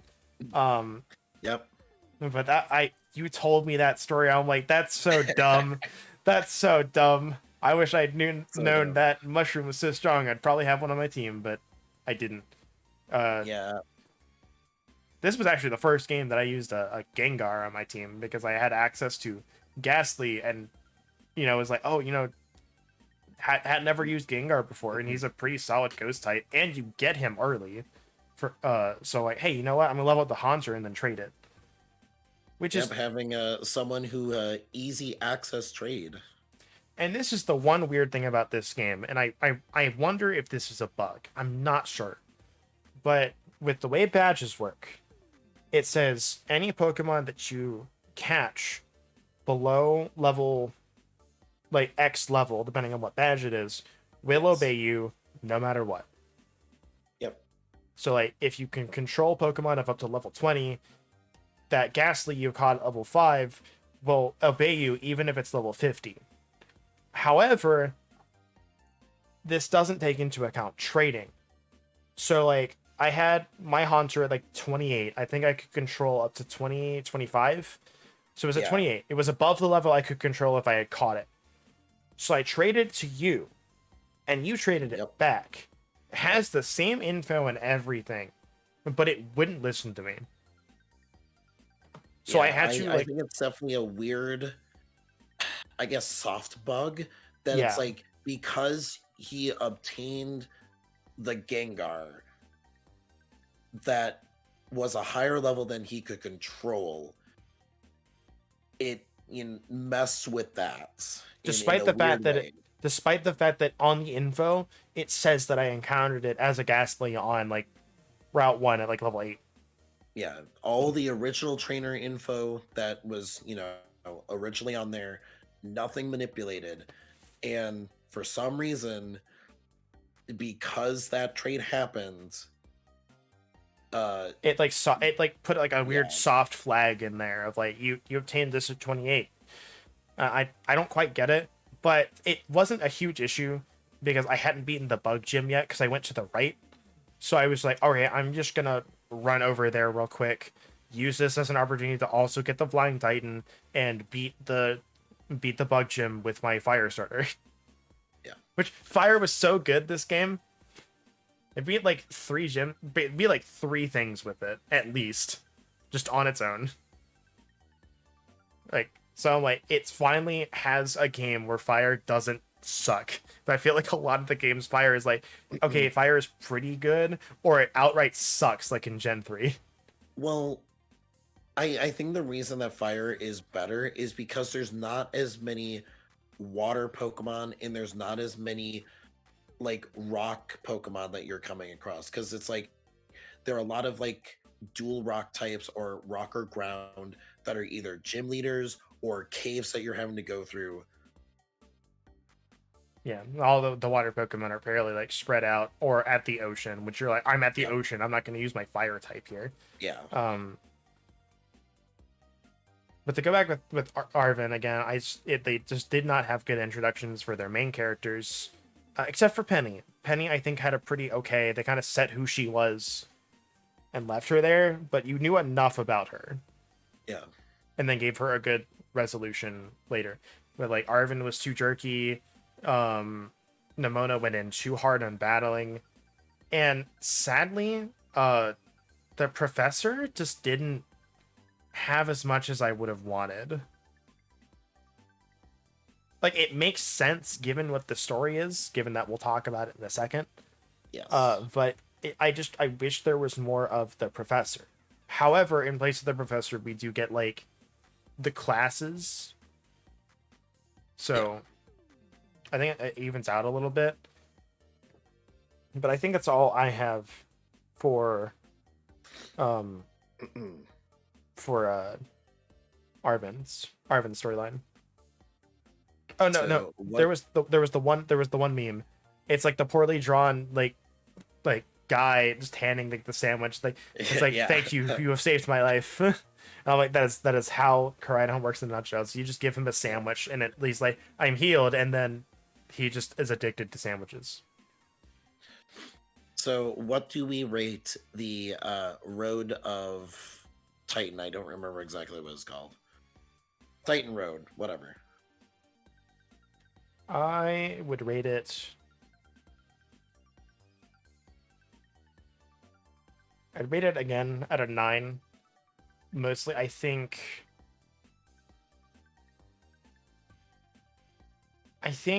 a couple of like getting there was a bit annoying, and then like like Cloth, in initially, if you like, I've seen a couple of people, if you don't pay attention to him, you have no idea where he goes. Yeah, So same. trying to find that den can be a little annoying. The false dragon one was a little bit annoying. One, it was longer and I Yeah, wasn't quite prepared for it. But when I same. got to that island where it said you go, there were just a bunch of tatsugiri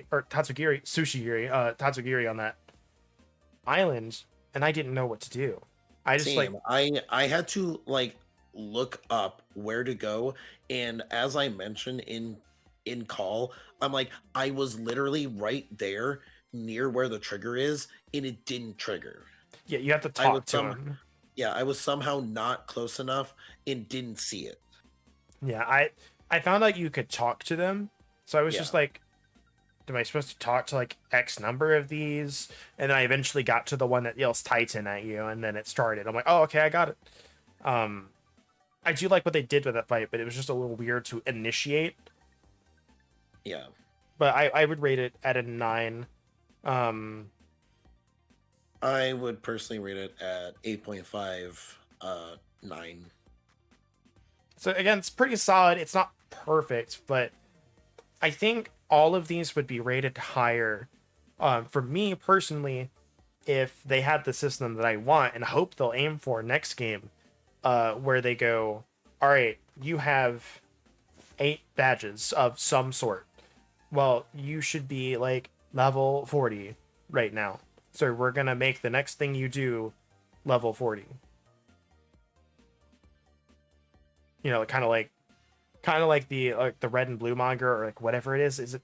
I don't know what manga it is, but you go. Red goes into Brock's gym and he goes, "How many gym badges do you have?" And he goes, "I don't have any." So it's all right. I'm gonna use this team then. Yeah.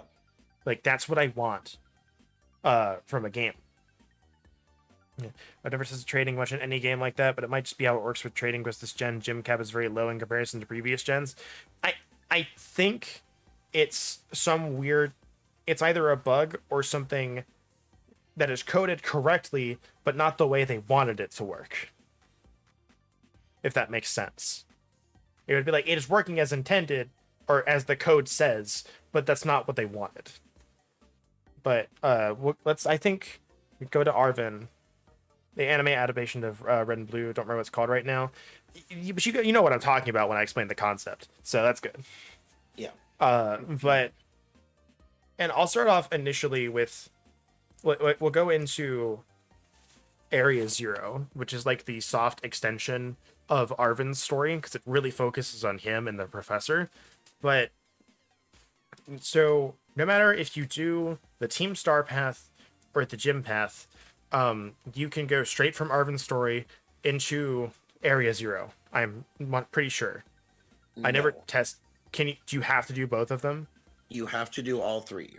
Okay, but you can You do do the not. first part, Yes. which is where the like an issue comes in. It's not a huge thing, but when you you go to the lab and Arvin challenges you to a fight, which I think he says is like this is the team of Pokemon I'm going to use against you is the one that I took with me against the Titans, which I think is really neat.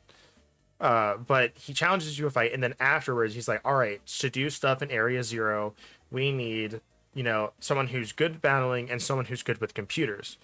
So obviously you've met Nemona, so you're like, "Hey, it's good at battling," but you may not have gotten far enough into Team Star storyline at the time to know Penny as Cassiopeia and can hack the league and give you free league points.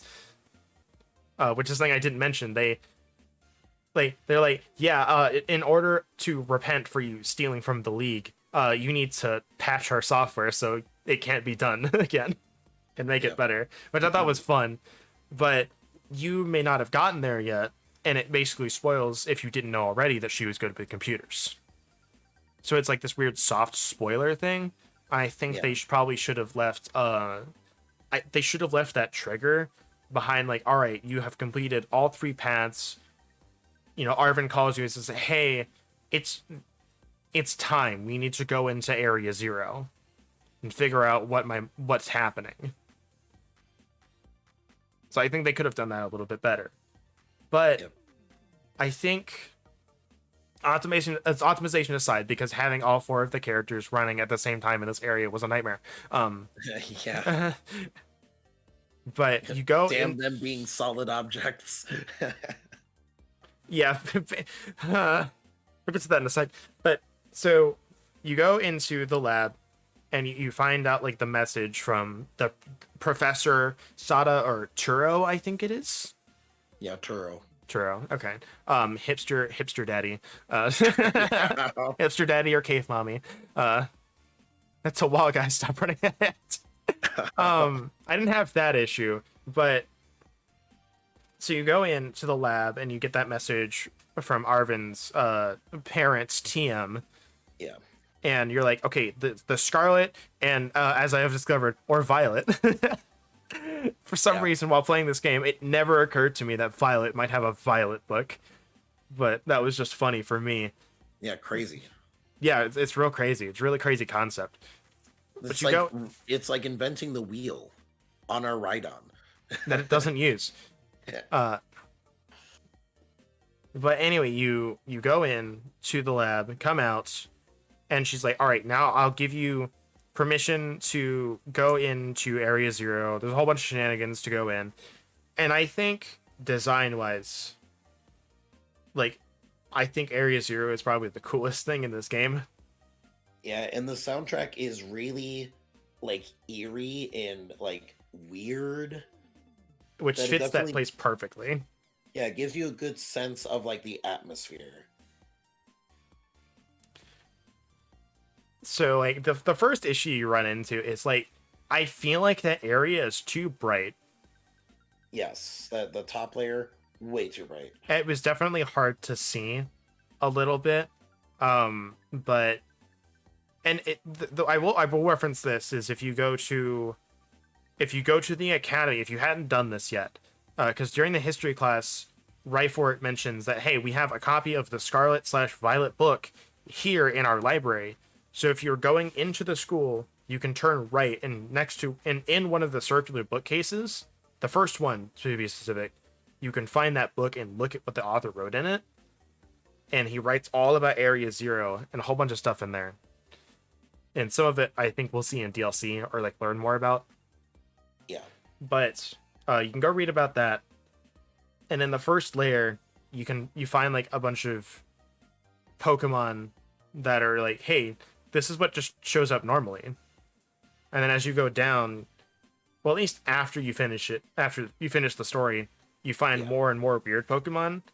I don't know how it was for you, but I only found Screamtail, which was Primal Jigglypuff. I only found one like the entire time. I didn't see any others. I had to go back there later and find the other Paradoxmons.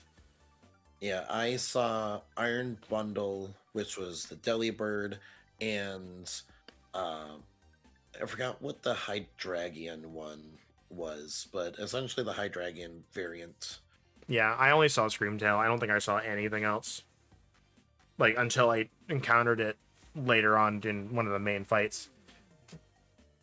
But running down, the issue you and I both encountered was I want to turn around and they are right behind me, and they are solid objects that don't move, so you have to run around them.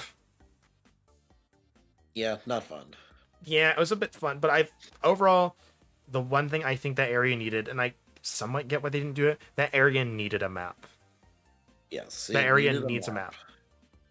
As well as, obviously, you could just run to each of the bases and, avoid exploring. But at the same time, you don't know where to go. Yeah. I felt like that section on the climb, like, descent down was too long. Yeah, okay, so it wasn't just me for Ungapuff.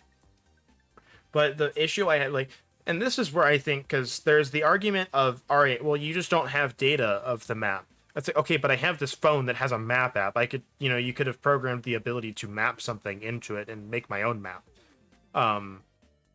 But, so you go to the first base out of 4, pretty easy. You go to the second one, because it's like right down. And I think this is where everyone kind of gets lost, is if you didn't, there's a fork in the road going from the second to the third. And if you take one, like I think probably a lot of us did, you go in this massive, A massive circle to the point where I was like, am I lost? Do I need to go back? And that's when you told me it's like, no, it's just a circle. You can like keep going and you'll revive there again. Thank God. Yeah. But having the map would have like been easy to find my way back if I had really felt that way and like felt lost. I could have gone back and just made the other choice. But like once you make the right choice, the base is like right there, and then the trek from the third to the fourth base is really easy. But they also mentioned in that Scarlet and Violet book, there's like these little plinths and stuff, and you can see them when you go down there. And then there's a side room that's you'd never know about if I didn't watch a video really or hug the walls, that has like these weird markings on it, which are also mentioned in that book. And this book has a lot of lore for Area Zero. Yep.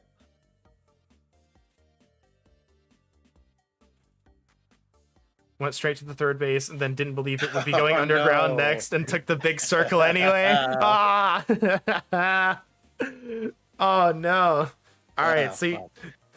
that's funny though, because I took it's just the reverse order. It's just like, all right, third base, we won't go there, just go underground. And it's like, we won't go underground, that wouldn't work. And no, go underground. But going underground, like, one, I'm sad that you can't interact with the plinths and like look at it. They're just there.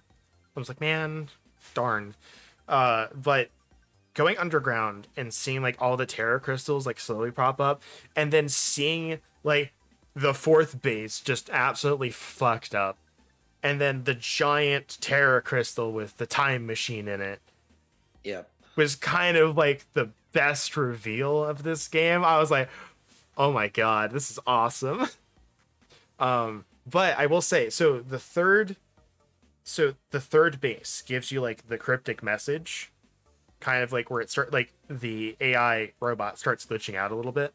But I thought, so my thought was like, because Arvin mentioned seems, or not Arvin, Nemona or Penny had mentioned that the professor seems like really impersonal, which I was like, okay, well maybe it's recorded messages.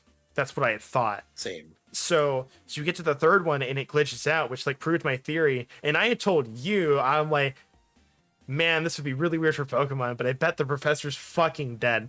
So I'm going this like as my conspiracy theory. I'm like, I think the professor's dead, but it's like there's actually like no way she's dead. They wouldn't do that. So I go to the fourth research base, and it's absolutely destroyed and like infested with like that crystal thing on the outside, which was awesome, by the way. Yeah. And then you go down and do the Paradox Beast fight, which was really cool because everyone got to have like their thing. It's like, all right, we're teaming up with this one, and we're teaming up on this one, and we're teaming up on this one. And you go in to the lab, and I gotta say, the best reveal to having the second legendary Mon, like for me it was the second Koraidon walking in going like, oh hey, this one actually lost a turf fight, oh here comes the one that won. And the rest are going, no, you're not allowed to be outside of your ball, and just captures it in the master ball. Just immediately I'm like, oh shit, she means business. And then immediately going from that to, yeah, so I'm an AI robot that's been enhanced by Terra Crystals to actually be an AI. The original professor died.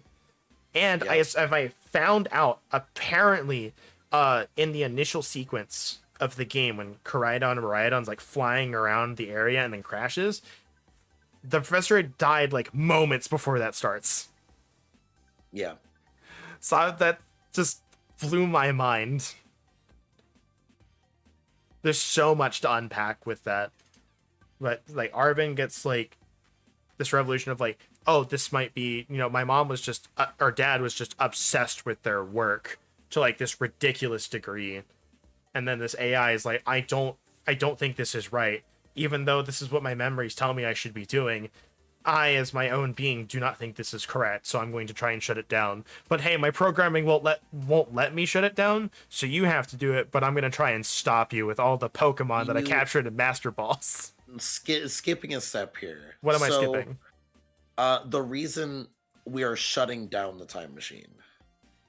So, the time machine, which I think is really neat, is the fact that our professor was studying the time machine because they were bringing Pokemon from a different time. Past or future, depending on what game. Yeah. So, however, they had designed the time machine to continue to pull them. Even It was with them not, not there. yes. So it was not oh, I push a button, I pull a thing. It just automatically does it. And they were like being a threat to the area. Like Yeah. Great So Tusk had because, escaped. yeah. So because these Pokemon are more powerful variants, um, they could eventually overthrow and escape Area Zero and start to wreak havoc on the natural ecosystem of Palladium. Oh damn. Paldea.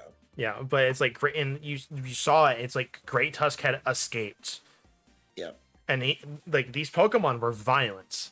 Like they would attack you. Like there's even an entry in the Scarlet book that like a Great Tusk, I think it was a Great Tusk, had mortally wounded somebody in the research team they sent down, Yep. and they had to retreat for it.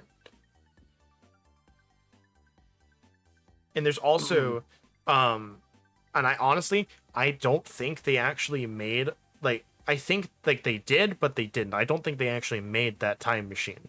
Because there's a mention of like a quote unquote disc Pokemon, and it's like blacked out a lot of letters, Yeah. like redacted information. And the way it is described, it's like this big disc that I don't remember the exact info on it. I could go there, but it was made of hexagonal pieces, kind of just like the final area was. So there's this theory that it might just be the time machine, and that's what Also they made to it out note of. that I think it was the first base or one of the other research bases, but it's like one of those research bases was like 83 years old. No, I think they had said the last one was. I think it was the last one. They said it was like it's been here for 83 years. So they have been down there a while. Like we have. But anyway, going back to us going to shut down the time machine. God, that fight was so good. Yes. So it she's was just like, so sick. I think my exact words. What the fuck is this JRPG bullshit? I love it. So our respective professor, obviously being Beep Boop robot, obviously cannot go against their programming from the time machine because of overrides and all that fun stuff.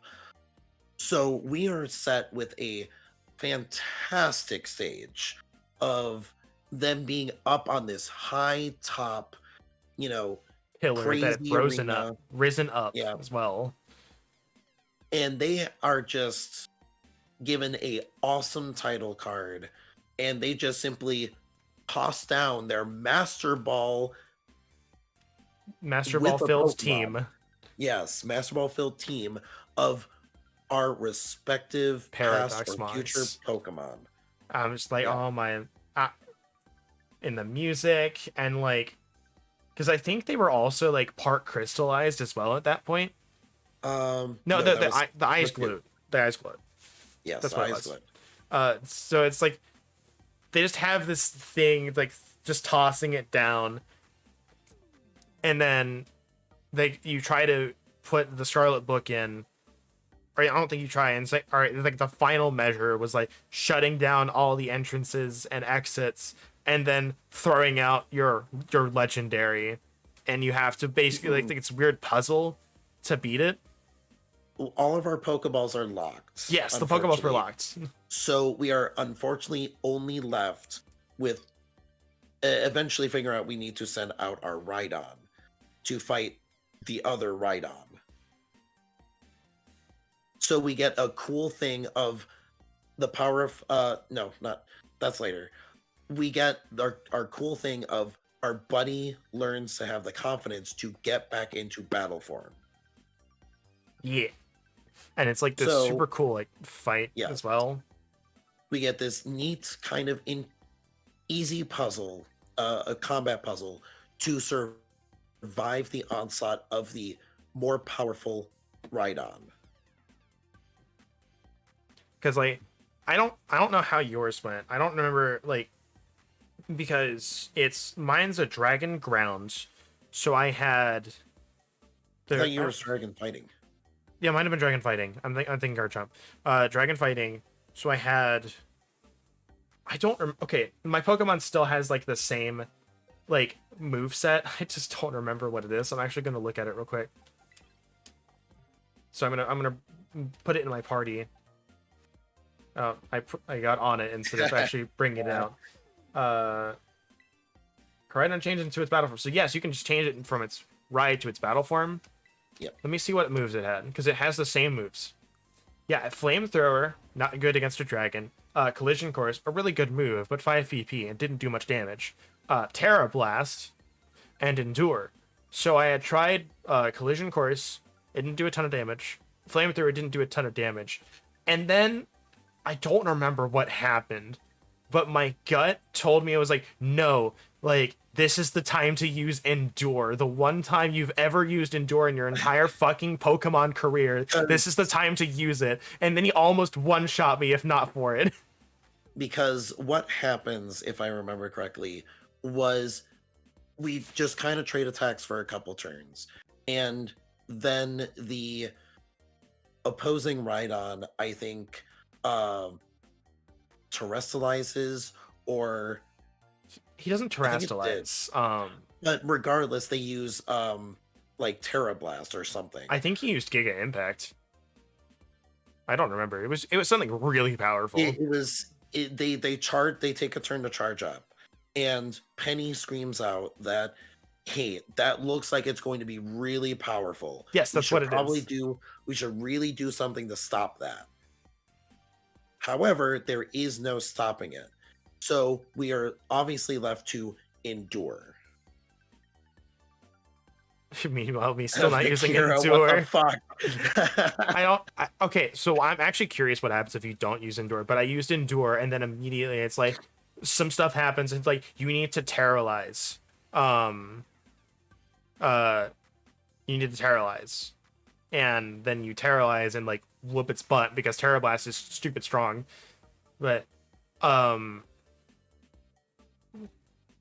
you didn't endure power of anime for 1 HP. I don't know how it would do statically at 1 HP because I had to endure for 1 HP. Unless that was set as like a scripted thing of regardless of you didn't endure or not. I think it shouldn't be set. I think it should be it should definitely be like, no, you got to use endure. We gave it to you for a reason.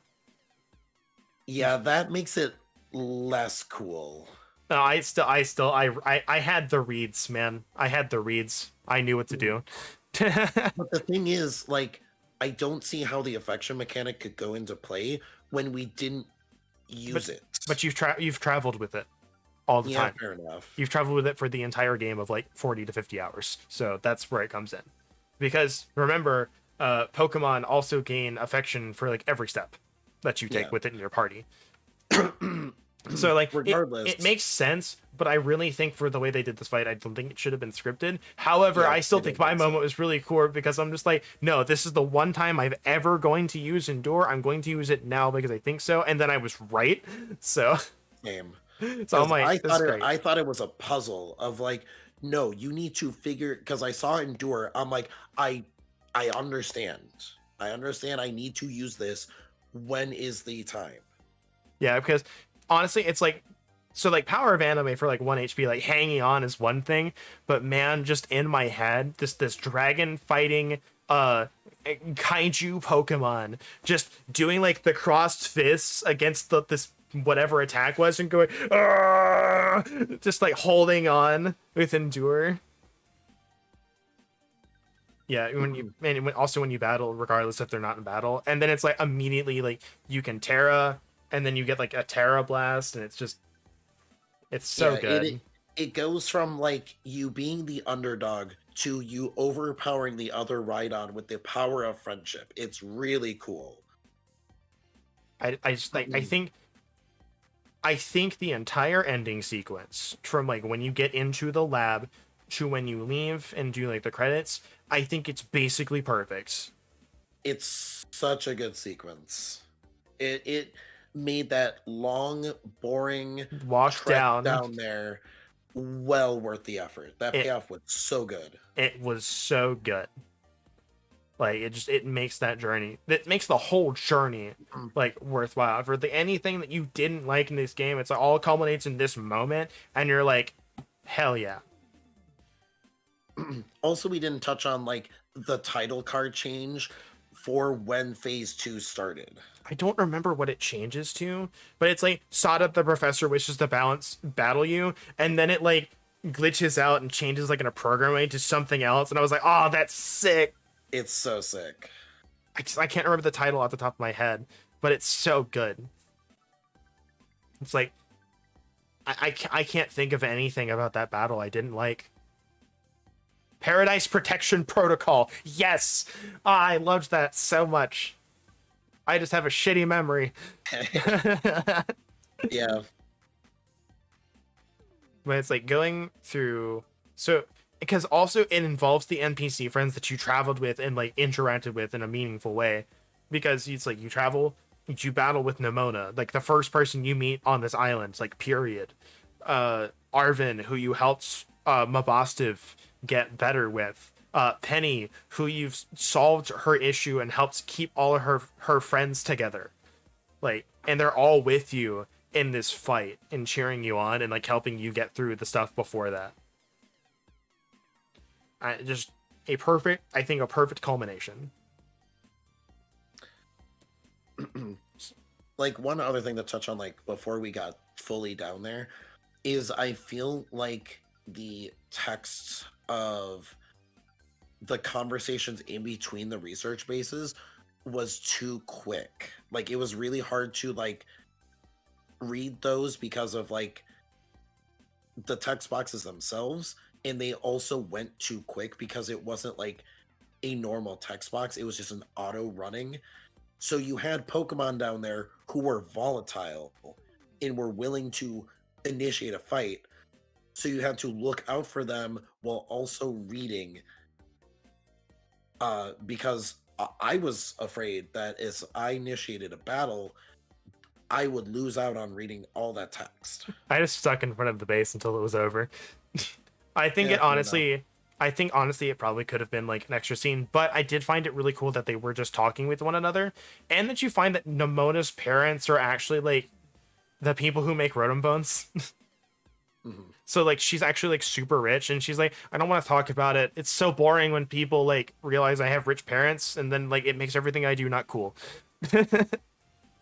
Also, Vakira, he and I just mutually master balled. Yeah, we So agreed. It's just like because the one thing is I agreed that I think because I convinced you of this. It was like if we don't master ball Miraidon or yeah, Koraidon, what are we gonna use it no, on? yeah, what are we gonna use it on? There's nothing else that's worth it because there's the ruinous Pokemon that you can do extra. And it's like I can. These are level 60. You can just catch an Ultra Ball. It's fine. It's kind of annoying, but like five.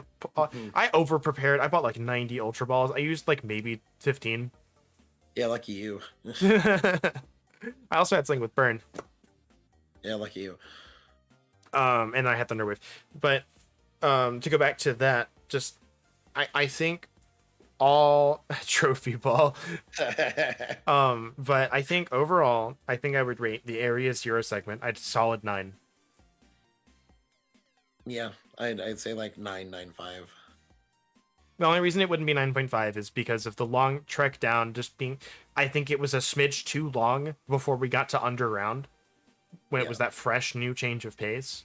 It was a little bit too long, and then like the cutscene thing. I think they could have done more cutscene-ish style, but solid 9, I think, for that. So I think so the next one I have written down here is characters, but I think we've done enough with the characters. Really?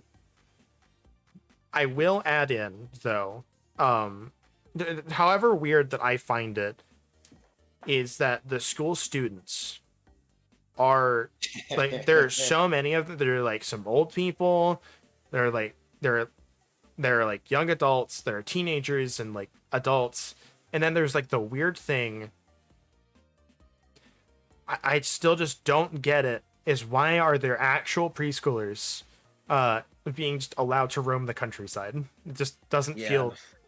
feel good with that. However, but anyway, I do really like that the age diversity among the student archetype. They're not just all the same student. They're all pretty much different. Like, I would go so far as to say I'm pretty sure 90% of the students, if not all of them, actually are different models from one another. I think the student is archetype, but they all have different models. Yeah.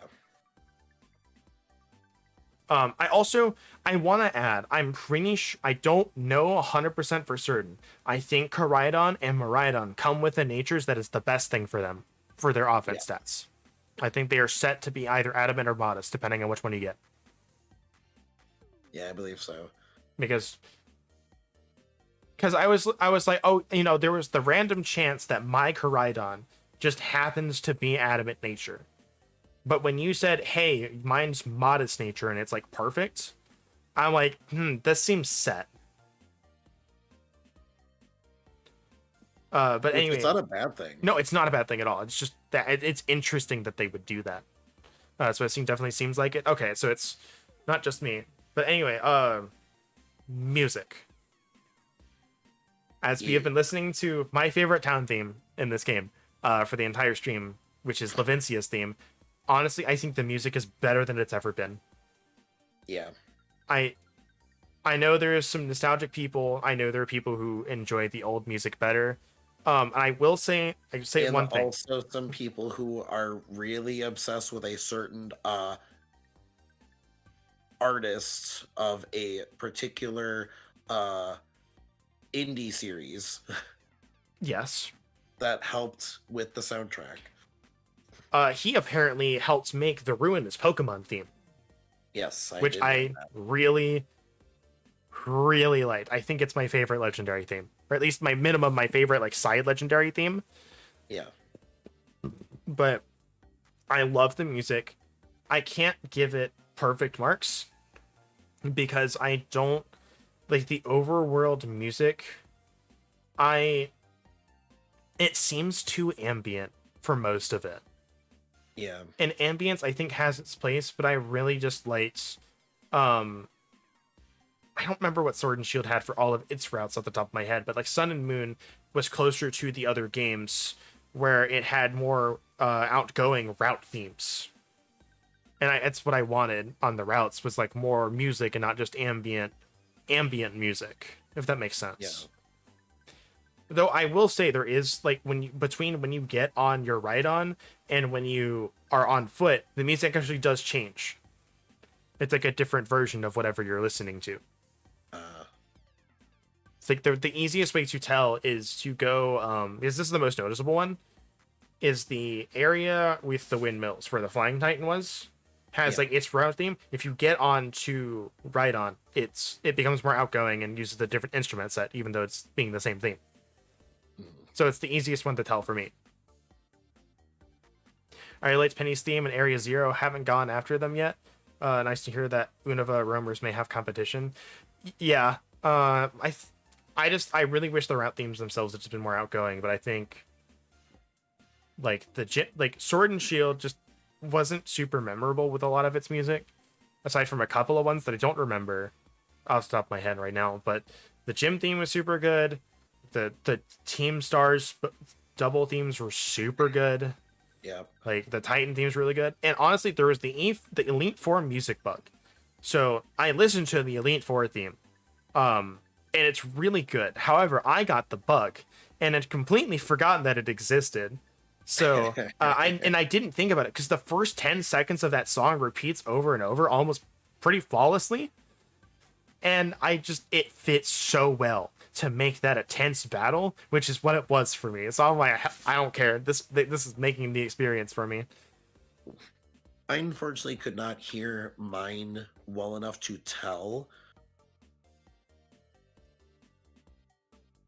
But yeah, I listened to the Elite Four theme later on YouTube, and it's really good. I don't remember the champion thing. I was too focused on the champion to actually like Yeah, do I think anything I with it. was too. So So I I have to was just listen to like, that. all right, this is like lean forward in the gamer chair, you Yeah, know. this lead forward in the chair moment. It's like this is you paid for the chair, but you're only using the edge of it. Moments. All right, I'm so in go time. I'm gonna say music 9.5. Yeah, I'd say 9.5 too. It's just there's few nitpicks here and there, but I think it's almost perfect. All right, Pokemon designs. Oh boy. I'm not getting into the controversy with the lizards. I will let you know I don't like Koraidon. That's all you're getting. That's all you're getting with that. I need to go blow my nose quick. I'll be back in a sec. Blow your nose while the ad goes. I'm gonna open the Pokedex real quick. Which I love that we have like this UI going on here. Like recently battled, recently caught. I think this changes, so these are not the last ones that I got. I think the one thing I would change though is there's no like search feature for this. But I really like this like book thing. Like this book appearance for the list. I'm actually going to look because I don't know what I would consider my favorite mon of this. But honestly, I would probably have to say it's probably one of the Paradox mons.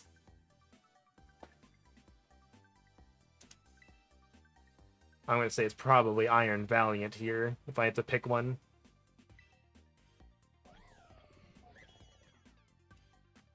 It's like this mixture of like Gallade and Gardevoir. Back. Welcome back. I'd also like to point out that it's like the sound design for this game really good. It's on point. I love all of it.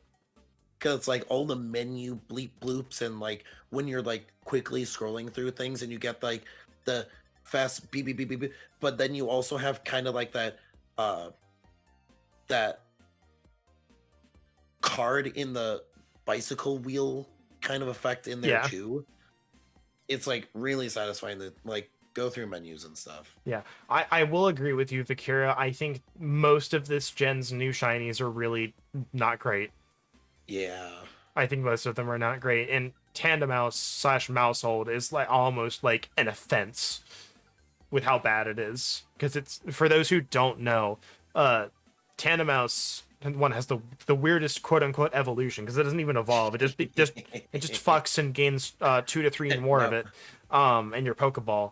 And it's like white normally.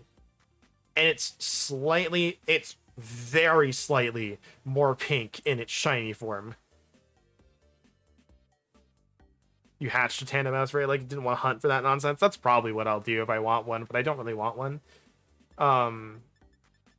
Now I'm thinking for Charcadet shiny is also fucked. Doesn't its eyes change for that? Yeah, it's eye flame is blue. That's the only change. Gross. Yeah. But I'm gonna say in terms of like legendaries, Paradox mons, I'm gonna say probably my favorite is Iron Valiant or Iron Thorns. Yeah, same. It's like those are super neat takes on those Pokemon. Which I will make it known here for those who do not know what Iron Thorn Shiny is. It is all silver. All Yeah, the green is silver. I think all of the future ones are basically like that. And I thought that was super lame. So I'm gonna lump this in with the Pokemon design. Is that the overworld Pokemon, like they all have different like things. Like some of them are just like curious, like the Zubat of the pond, Psyduck, will just wander Yeah. up to you and it's kind of like wah, Yeah, they're wah. different behaviors. Zorua and Ditto are frustrating, but I also really like how they hit those. I think it's really neat. Um, and then there's just Citadel, who is just happy to be around and happy to see you, who will Friendship. just he is round and friend shaped and will stalk you forever and show up behind you during battles unannounced. Yeah. So my favorite story is just there have been multiple times I am fighting on the ice mountain and I will like see something that forever whatever reason I will throw a Pokeball at it and battle it. And then I will catch something. I'll go to catch it. And so it shows in your character, and then just like right behind me is Yeah. it's just Citadel just sitting there. I'm like, ugh. Looking back. But if I want to go for Violet exclusives, for like the new legendary or semi-legendary mons, I'm gonna go Iron Valley and Iron Thorns. For I'm honestly got probably I'm not sure which of the Great Tusk versions I like. The Great Tusk Iron Treads is really good. I'm not sure. Sandy Shocks is fucking cursed. Like I love it. It's so dumb. I love it. I don't know what I think is more cursed, Sandy Shocks or fucking Toad School. No, Tuskle's great. It's so fun. No. I no the reason I love it is there's just the one clip. I don't remember who it was, and I can't. It's a popular streamer, but it's like, hey guy, check this out. It's like, and it just throws Yeah, the Toad Skull out, and it's like, oh, what is that? And it's like, no, just wait. Runs around, just over and over. I'm like, yeah, that is my initial reaction to that. That made that Pokemon. I'm like, no, this is great. I can do this to everybody. But non-legendary, man, King Gambit, new Bisharp at Evo. That's pretty sick. Also, the Evo requirement was really interesting and actually really cool. Yeah. The one issue I have just consistently with Pokemon games is they don't tell you how to evolve anything, even in like a vague sense. They don't give you any hints at all. And some of these Evos are so weird. I just don't know how people would find out about it outside of data mining. I just don't know how they would. Also, there he is. Put the friend on screen. The friend? The friend. Yeah, Look at him. Look at that guy. Look at him. He's so happy. He's even having fun in the picture. They're all sliding and having fun. They even Naruto run. The Terra whale Pokemon, Citadel. What's its Pokedex? Species left the ocean and began living on a land very long time ago. It seems to be closely related to Whalmer, who is also friend-shaped. Yeah. And also happy to be around. Yep. I dig it. I love it so much. I'm looking for more new stuff. Flamigo is apparently busted. Like, really good. Because it just learns a lot of stuff. Now, I know a lot of people are like, man, it's just a flamingo. But I'm like, yeah, but Geodude's also, just a rock. It's Geo Space Dude. 1. Yeah, it's Geo Dude. Like, it's rock guy. Just a bird. Just a rat. That's a snake. Yeah, it's not a new thing. Clauncher and Clawitz are apparently not new, right? No, they're not. When were they added? X and Y, I believe. I'll take your. I completed that Pokedex. I have no memory of these two. They did not make an impression. I really like it now, though. Kalos? Okay. Say that's X and Y.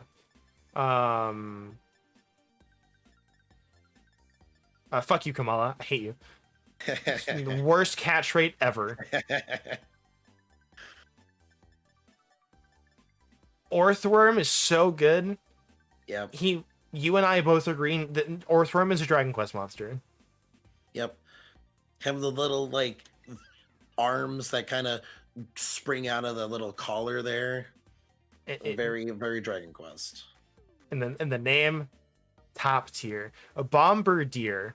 I know that one off the top of my head. Not an amazing design, but like Yeah. I even watched GDQ and they're like, I love its name. The design is not Yeah, great, but I love the name. no. I'm like, the name is top tier. Top tier localization.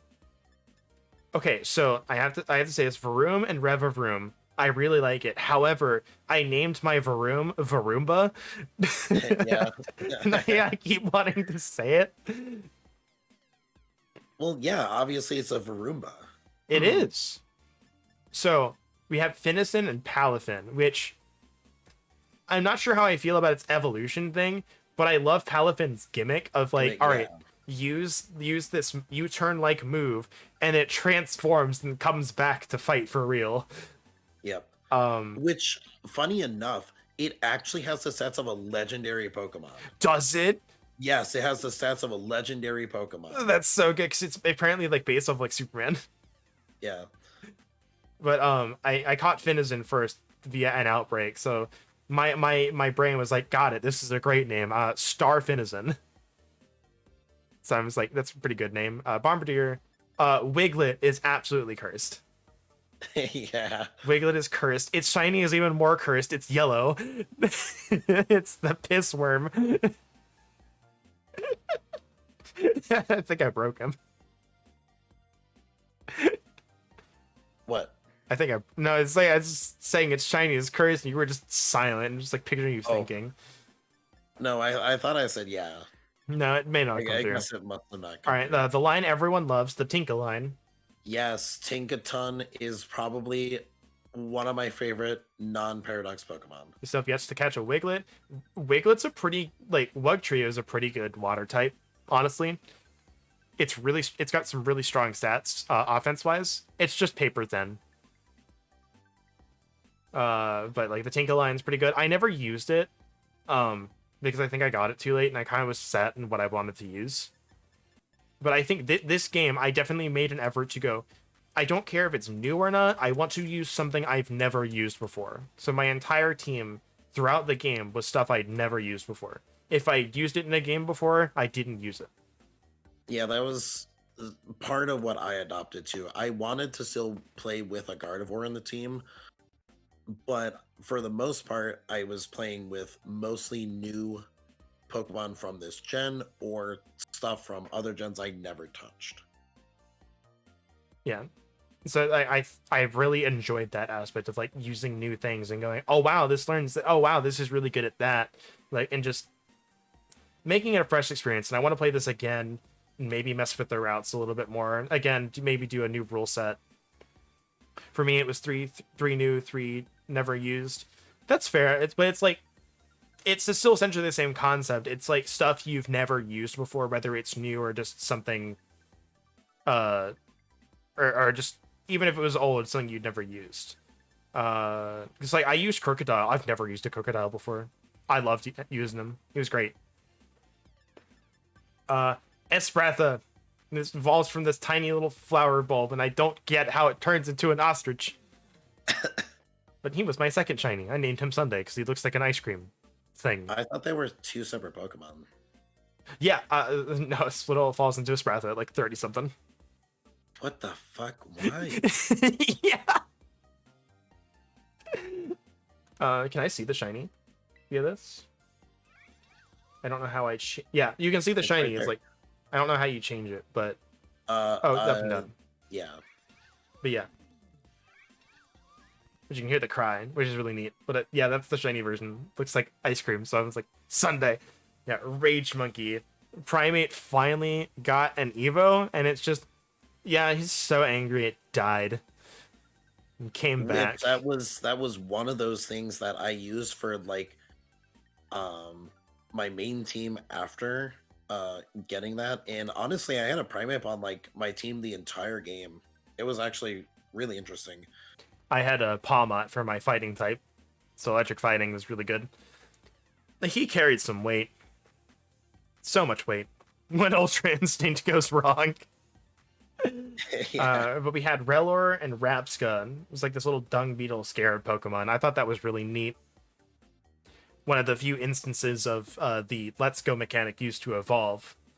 Yeah, we had a tough time figuring out where you messed up, and it Oh was not boy. taking the Pokemon back into the ball. But I never Shame used on it, so me, but at the same time, shame on that shit not being a bit more clear. it should have been more. And that goes into line with like the evolution stuff. I also had Palmot and Quaquaval. So ones that have my team were fighting type. Yeah, fighting was actually pretty decent this game though. It saw a lot of use. Capsicid and Scovillain. One, very good names. Two, a grass fire type. Yeah, very And weird. and in a way that made sense. Was really fun. I think I'll probably use one because you can get Capsicid pretty early. Also, Capsicid are aggressive, and I find that hilarious. It's just this tiny thing like Yeah. just running after you. Cloth, eternally surprised Pokemon. He looks like he's about to go, oh my god. Yeah. It's a damn shame that doesn't have an Evo. It is, and I wish it was more useful. Because its ability is so good, it's like critical HP, it's like its attack goes up and defense stats go down. So it's like, it was really interesting. New Evo method was yikes. Yeah, it was a bit. Toadstool and Toadscroll, we've already talked about. But the opinion I agree with, Toadstool is really cursed, but Toadscroll looks pretty awesome. Yeah, and I did mention to him earlier when I found a Toadscroll in the wild next to it, is I'm like, what would make it more cursed if instead of it hopping around all at once with its legs, if it all of the legs noodled at once when it walks, I would be like, I would be like, that would be it. That it'd be over. Just always got in the way. No, Cyclozar, the deer of Paldea, just the most willing to get into a car accident. Yeah. It will just randomly run in your path. It does not care if you were Also, there. also the pseudo Wudos. Yes, they are like running away from you, but also apparently trying to run in your path. they see you and they just like book it. Like, Chansey also does that. yeah, it's really funny. I also have to say, because we have Bramblin as well, that was an exclusive, and also evolved via Evo. Bramblin, I'm sorry, your Pokedex entry is boring, because I read it while looking it up. It's boring. Bramblin, a soul unable to move on to the afterlife was blown around by the wind until it got tangled up with dried grass and became a Pokemon. It's like, well, I guess I'm grass now. It was also a Pokemon I didn't use, but Grass Ghost is a neat typing. Sadly, already been done, but, you know, a lot of types have been done already, so. Yeah.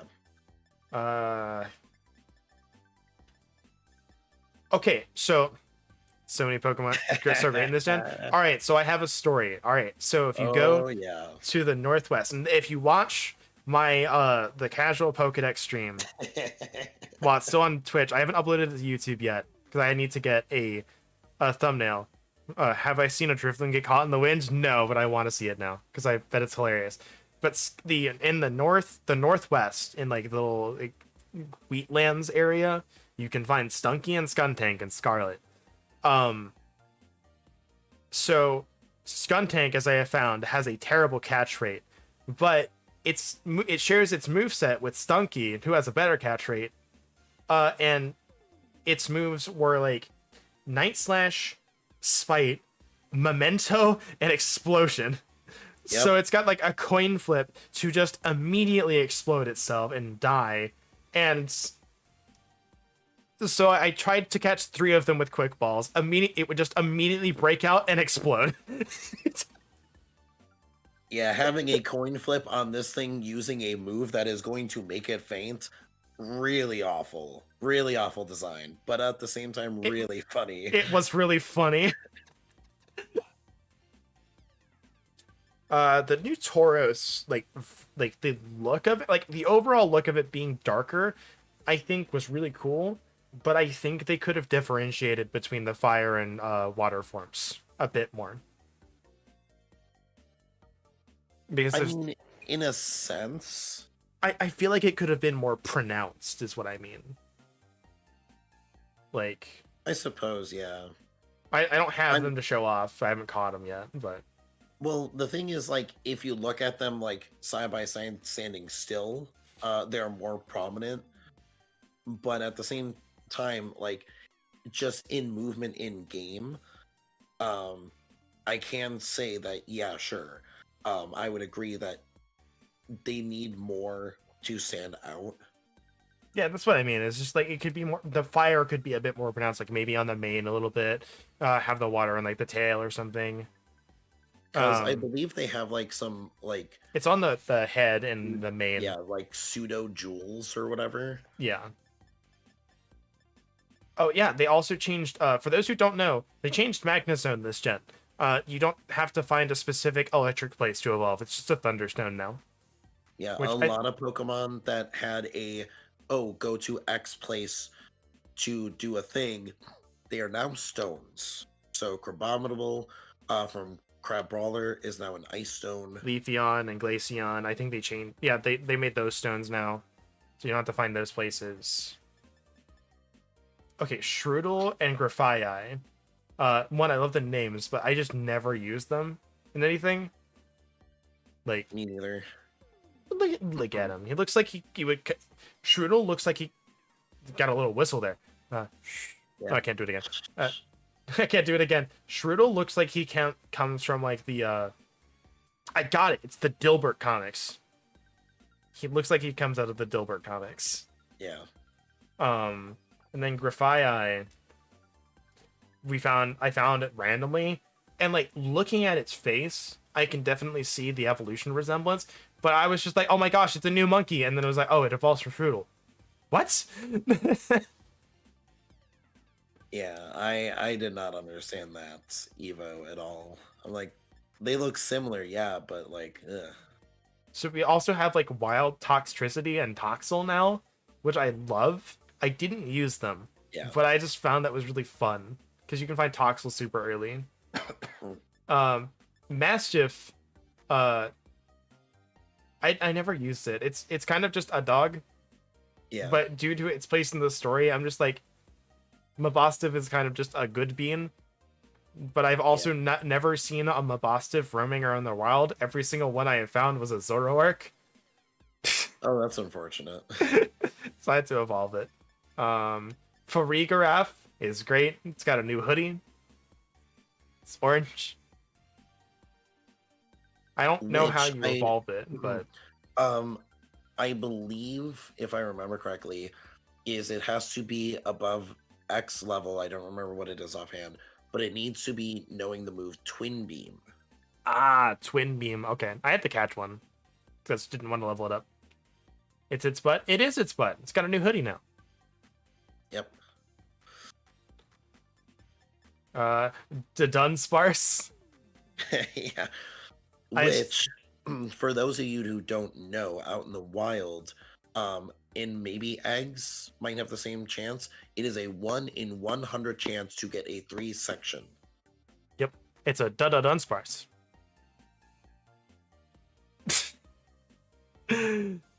I still really, no,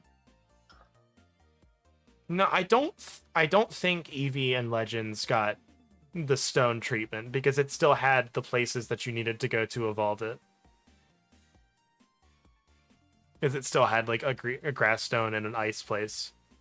But yeah, you could still use the stones though. Maybe, I don't remember. I think I did the location, but regardless, if it did, that's great. But the running joke is just for every section that Dunsparce gets, you just add another duh. So it's 4 sections is Dunsparce. And it's just Dunsparce. Yeah, so it's just a new Evo is a guaranteed 3 section with the chance to be 4 if you already had it, and it's just Dunsparce, and it's just the next gen. I'm like, I'm okay with this. Yeah. Wattrel, I finally figured it out. It reminds me of that penguin toy from Toy Story. Yeah. I don't remember his name, but it reminds me of that. I think it was Weezer. That sounds right. Weezer sounds right. Um, Wheezy. Wheezy. That we were Yeah. close. I know like Weezer was the band, but like it also made sense. I just never used the bird, but I think it's electric flying. Yep, which is a really good type because it only has to deal with like the flying weaknesses.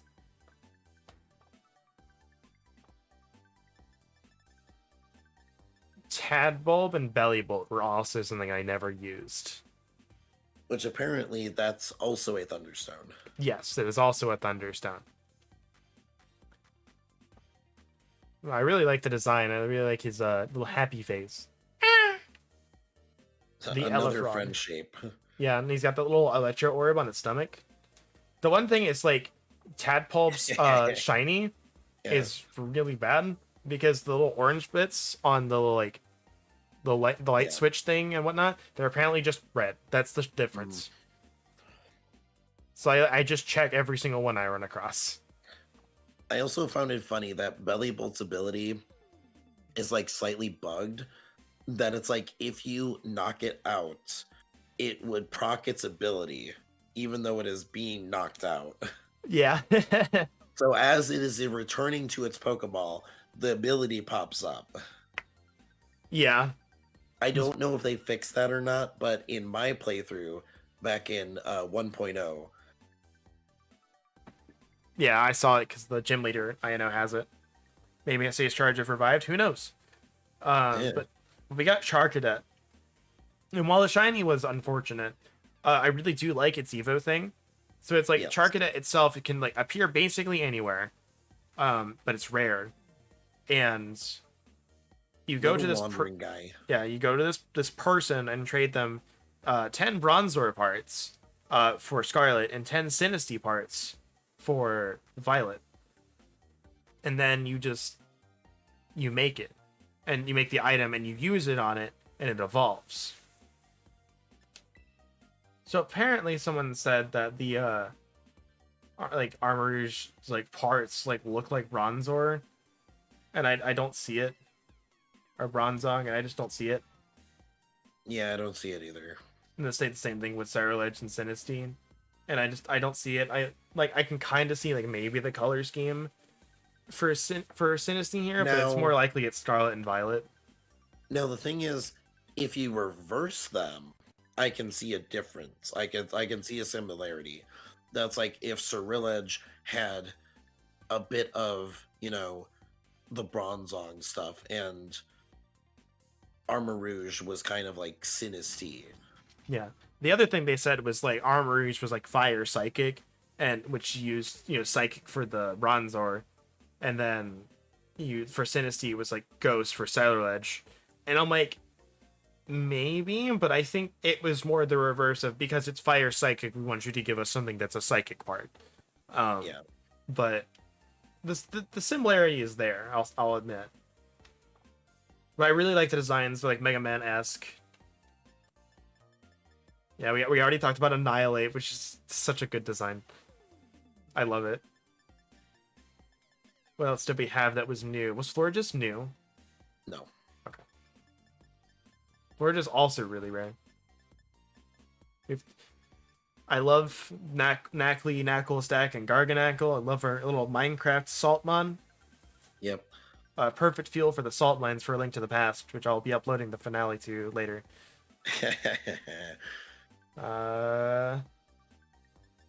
Thankfully, it didn't take me long to catch a female Salazit to evolve, which was really nice. Squawkability. Yeah, Squawkability. I really like Squawkability. Jojo ass bird. So there are 4 colors: yellow, pink, blue, and green. And its shiny is also really bad. It's it just changes little pompadour. But given that it changes like the colors, I feel like it could have changed like the white part on the chest. Yeah. But I caught a green one and I named it Yusuke, and I caught a blue one and I named it Kuwabara. It was the only ones I caught 2 of on purpose, aside from Charcadet, to trade. Petalil was the Pokemon that I mentioned earlier had a bug spawn rate. It never showed up for me. Yeah, as I mentioned to you, I had no issue finding it. Yeah. Nor Lilligant. Lilligant I found a little bit easier. It's just rare because it's an Evo. Okay, so the Smoliv line. Smoliv and like Doliv, I was kind of like unimpressed with. I get where they're going with, but Arboliva, I really like that look. Just like the olive tree, Yeah. especially, and like the symbol that they have for like the Olympic games. Like, you know what I mean? Yeah. Like they have Like that. roof. Yeah, like they like or like I'm blanking on a lot of proper nouns that I would need to know, but they have it's in like Romans and like Greeks. They have like the olive branches and stuff, Yeah. and it matches that when it's out, and I really like it. I think it's really neat. And then the seed sower ability is really neat. It's like, oh, I got hit, instant grassy terrain. Everybody's getting healed now. I will say with that line, it is a shame it's so late because like Yeah. Dolive doesn't evolve until like I think it was like late 30s or something like that. Ugh. I'm just like that's insane for like a standard, grass type that isn't a starter. Yeah, but it makes sense why it's so late.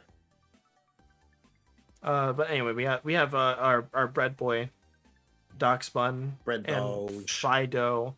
I know a lot of people were using like the fire and or the was it it's just a fairy Pokemon that was like immune to fire or something. Yeah, due to its well-baked body ability. Yeah, I never used it, so I don't really know what it has, but I think the design is interesting. It's another good boy Pokemon. Another very good boy. Uh, Tandemaus and Mousehold are cursed, and we talked about them already. But I do love that they're always like Yeah, just screaming us externally. scream. The scrim. I know it was just recently Duskform Lycanroc spawns at its appropriate time. It's just hard to see. It's like yeah, it will actually in any place that Lycanroc spawns, it will spawn its appropriate form at the time. Mhm. I don't know if that applies to the own tempo based form. Paldean Wooper and Clodsire. Clodsire is just a big old baby. Big old stinky mud baby. Look at him. Just and Paldean Wooper, it's like Wooper is just amazing. He's just a happy boy all the time. Yep.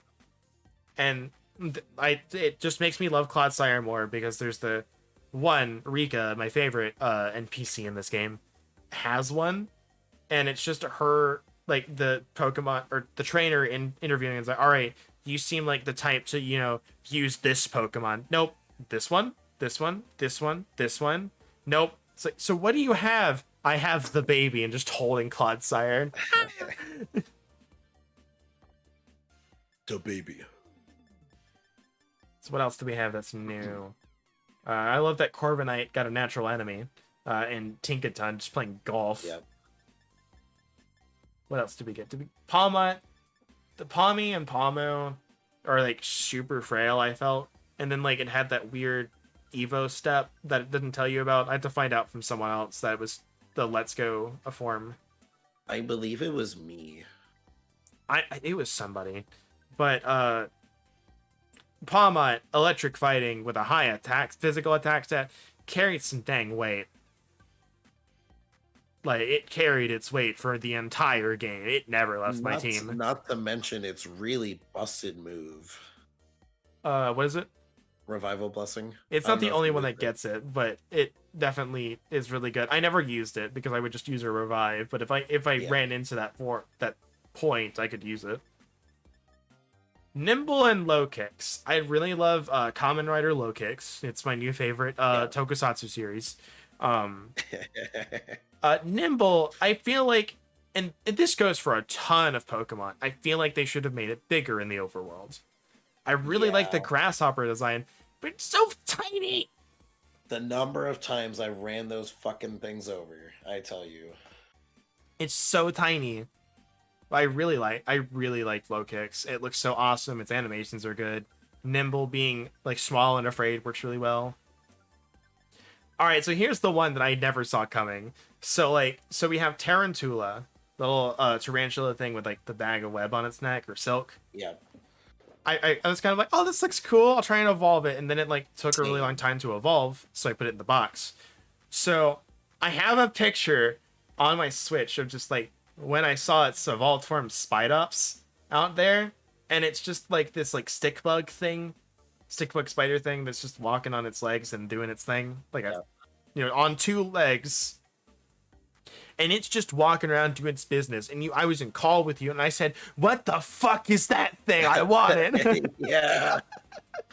I Right? I I love its appearance so much. It's so good, and it even like fights using all of Because its arms. it's rather unfortunate because we both I think had we it both put it to like right before it evolved. yes, it was like a level or two right before it evolved. And I was so mad because I'm like, I need to look up when this stupid thing evolves because I know it does. And I'm like, no, it doesn't evolve at that level. I looked at my box. Fuck. What was it, like level like 16 or something? Yeah, it was like 16, and I think mine was like 14 or 15. I'm like, I'm so mad. Yeah, mine was like 13. I was like, I was so close. If I just stuck with it. The one I unfortunately had to box, I don't know if it's new or not, but was Lechonk, Yeah, because it's it new. was just, it's new. Yeah, it's new. Yeah, I never got a use for it. It just never was learning anything new, and was like constantly something that was holding me back in my team. So I'm like, I can't use you, buddy. I do really like that they used a new bacon line though. Yeah. All right, and then New finally bacon is we have the starters. So you chose Quaxley. I did. I chose Fuecoco, my stupid, dumb croc with one brain cell, and I love him. He absolutely has one brain cell. It's even canon. And I have to say this. I don't remember who said it. I was talking with them. It's like Pokemon continues the trend of crocodile Pokemon having one brain cell. Yeah. And even like if we want to talk about like Crocodile and Sandile is just kind of vibing, going, "Eh," just in the sand. But it's honestly, I really like the first and final forms. Um, the Quaxwell looks different enough. I think I would be okay with it. But the one unfortunate thing is I feel like the second forms are just kind of the first forms, bigger and slightly different. There's no like Yeah. the massive change comes in the third one. Also, I have to tell you, watching GDQ, there is someone who does not like Quackleval because its feet look like its toes look like sausages. Yeah, I it's did got its, notice that. it's got its like it's got its weird sausage feet. I was like, oh no, it does. I'm like, um, it's weird. Weird how it's like jointed in a weird way. yeah, but you named yours Sylvando when it evolved into Yep. Quackleval. Yep. It was fitting. Had to do it. And my one regret with Skeledirge isn't actually a regret with Skeledirge. It's just like I had Gengar for like the longest time, but it's a special attacker. So it's for special attack ghost moves, you want Shadow Ball. You don't get Shadow Ball as a TM until the Ghost Gym, which is near the end.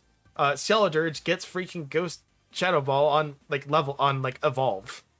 And I Yeah. was just so salty because I kept not being able to use my Gengar because of it.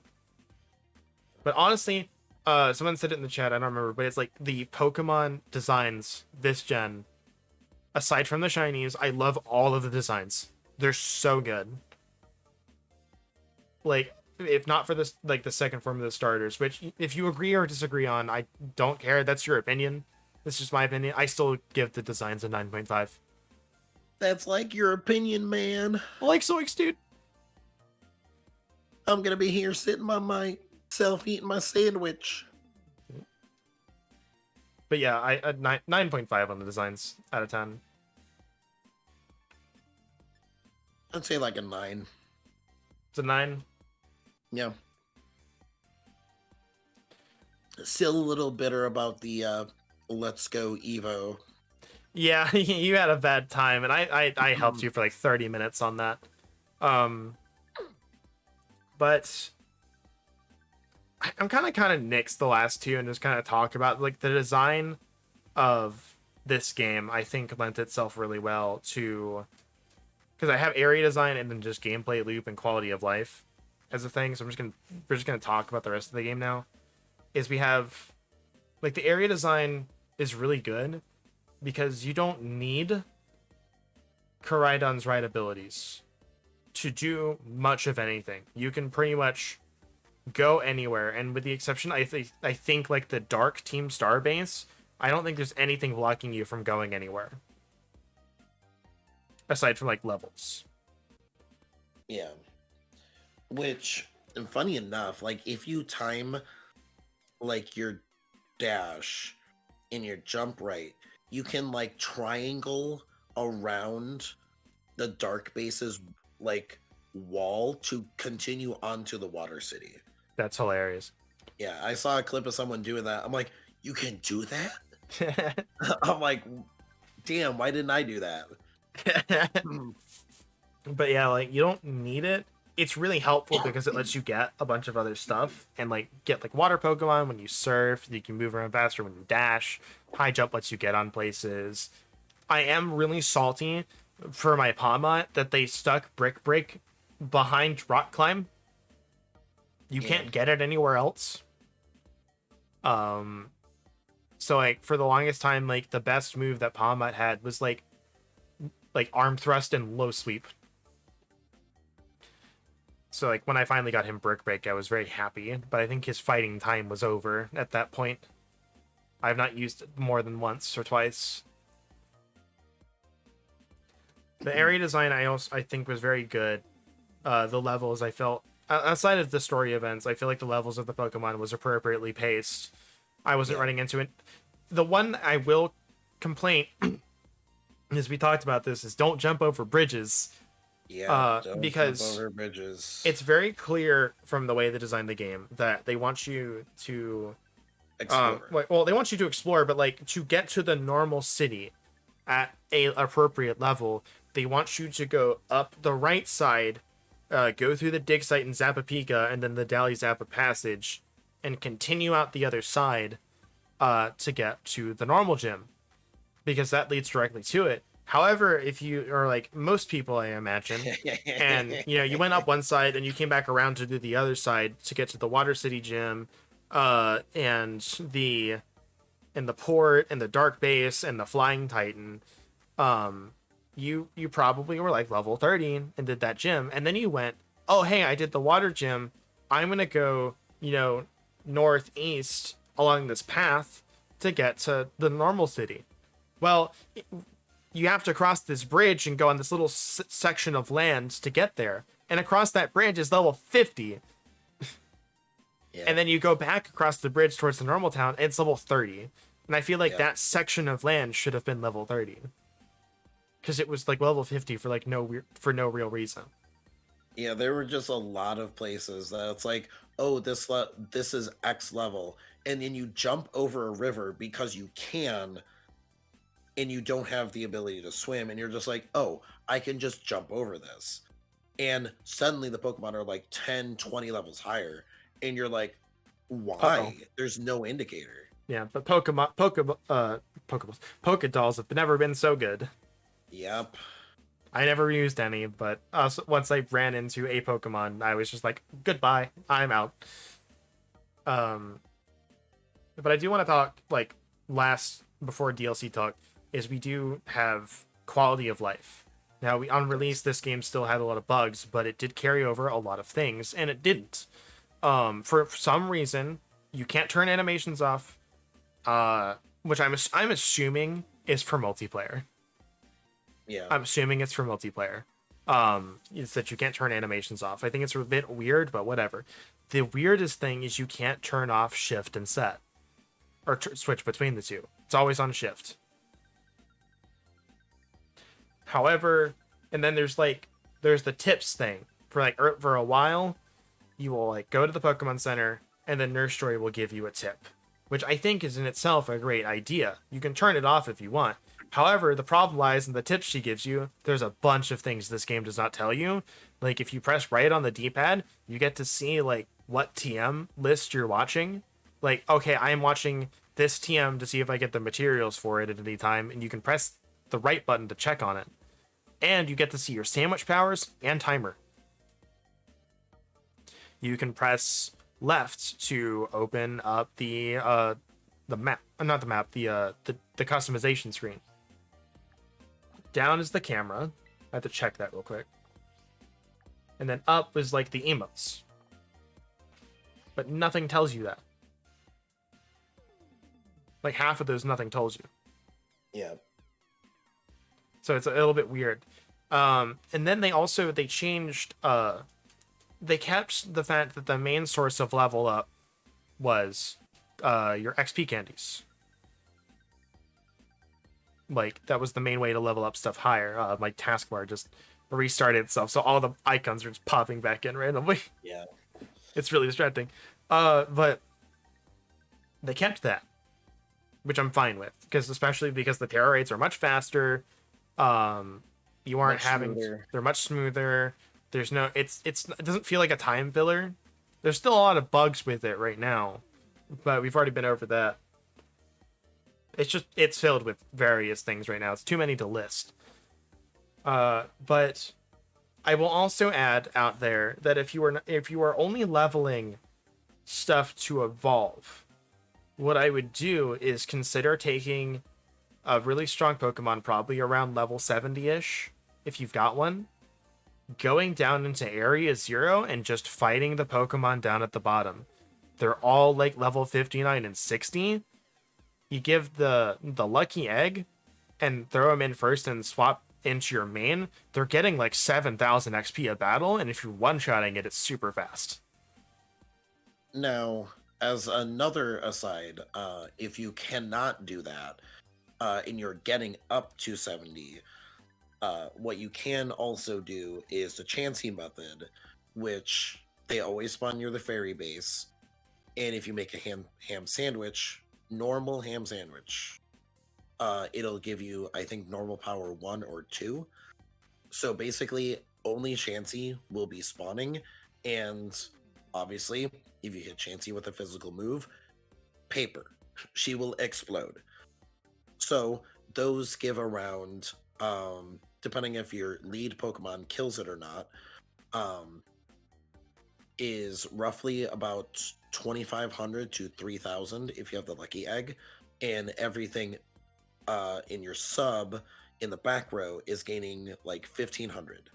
Yeah, it's so really it good. is not bad for on any time you're under level 50 or at least under level 60.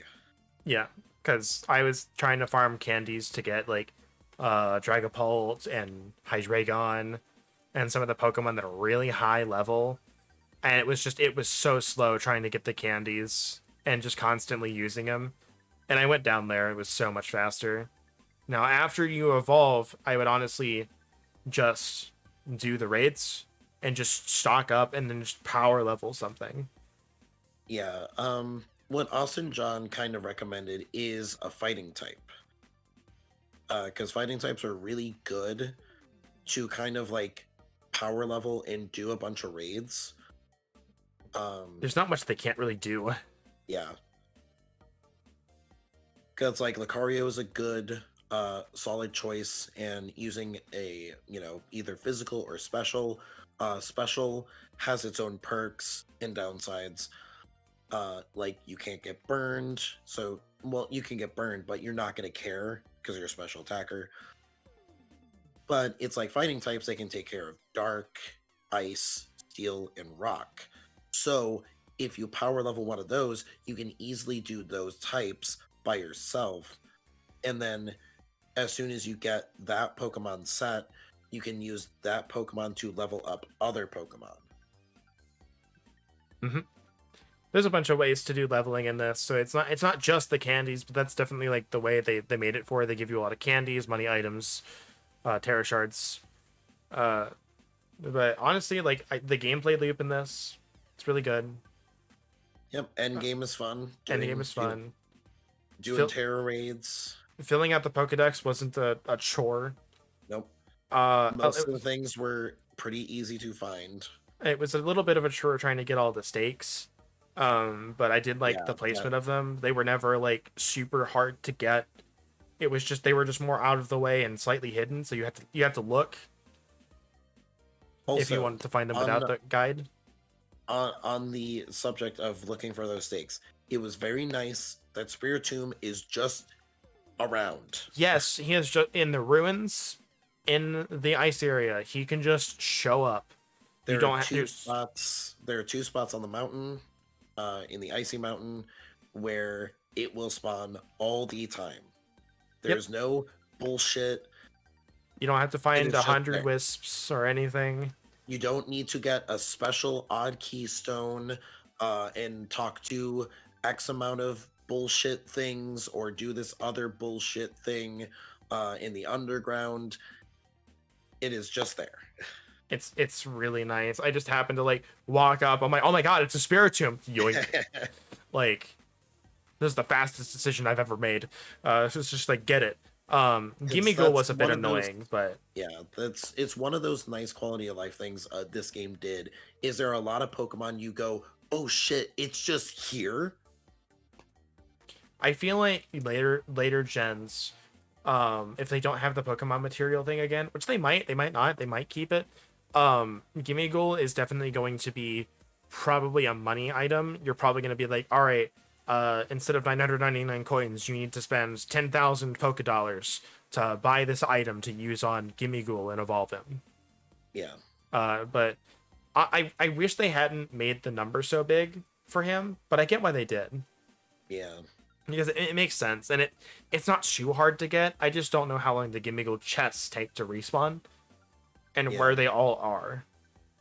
I But think it would have been like interesting if they made 777. If that was its Evo number, yeah, that's like haha jackpot. jackpot. Yeah, that would have been cool actually. Now that I think about it. And then it's like the and it also works well with the fact that a Gimme Ghoul chest can have a rare chance of giving you 777 points. But at the same time, thinking about it, you need triple nines to hit a jackpot. Not necessarily. All the Pokemon games have been 777. Yeah, fair. But I think real world slot machines, I think, are nines.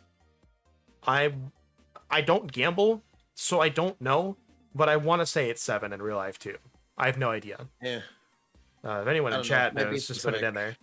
Yeah, it might be specific slot machines. I don't know. It very well could be. But who knows? But the last thing I want to talk about is potential DLC. Now, there have been there's a lot of theories that I've seen going around, and the most prominent one that I think everyone agrees on, and yeah, Mr. Safeway I know had pointed it out in the last Scooby Doo stream I did, and I went back to check it. Yes, the area that is dotted dashed line and like marked off, there is a landmass there. I just must have just had my camera angle really badly and I didn't see anything. But there is a landmass there, where potentially everyone thinks it's going to be Kalos. So we're probably, if we're gonna have a DLC, that's probably going to be it. Is that area? That's my assumption. They may expand it and just have it like, all right, you are opening up the mini map of Kalos, and then you travel in Kalos. I don't know.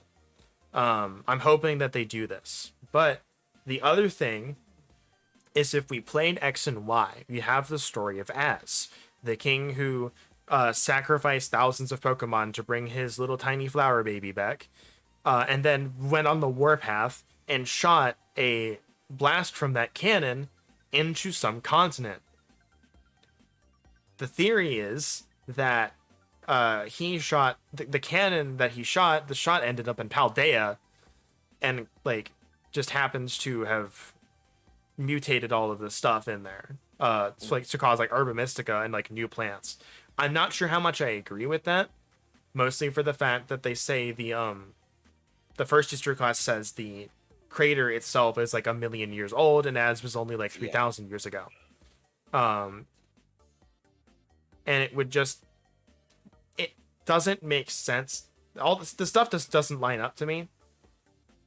But there is also a civilization that was supposed to have been in that crater at some point, because we see the markings and we see the plinths. There was something there.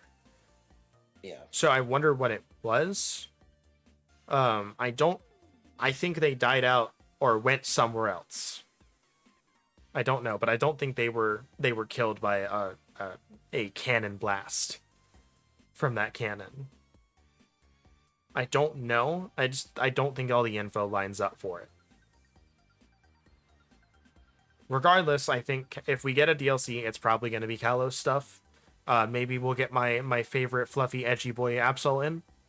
No, it's gonna stay a bad game forever. Yeah, no Absol, 0 out of 10.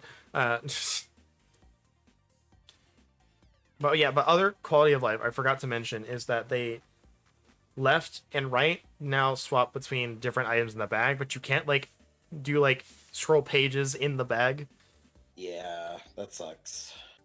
And for like the Pokemon box, it works just like Arceus, where it's like, here, you start out with like 4 boxes, and then you like, oh, I used 3 boxes and put a Pokemon in the 4th. You now have 8. Oh, I put something in the 8th box after having 7 full or something, and now you have like 16. And the search function is like, you can go like search A through Z, and then it tells you all the Pokemon that start with that letter, and it just goes to the big old box view and just shows you have one in here and one in here, just like Arceus did. I think it's really nice. But you can't search the dang Pokedex that way. Yeah. So it's like it's this weird thing of like, you know, a couple steps forward, a couple steps back with quality of life.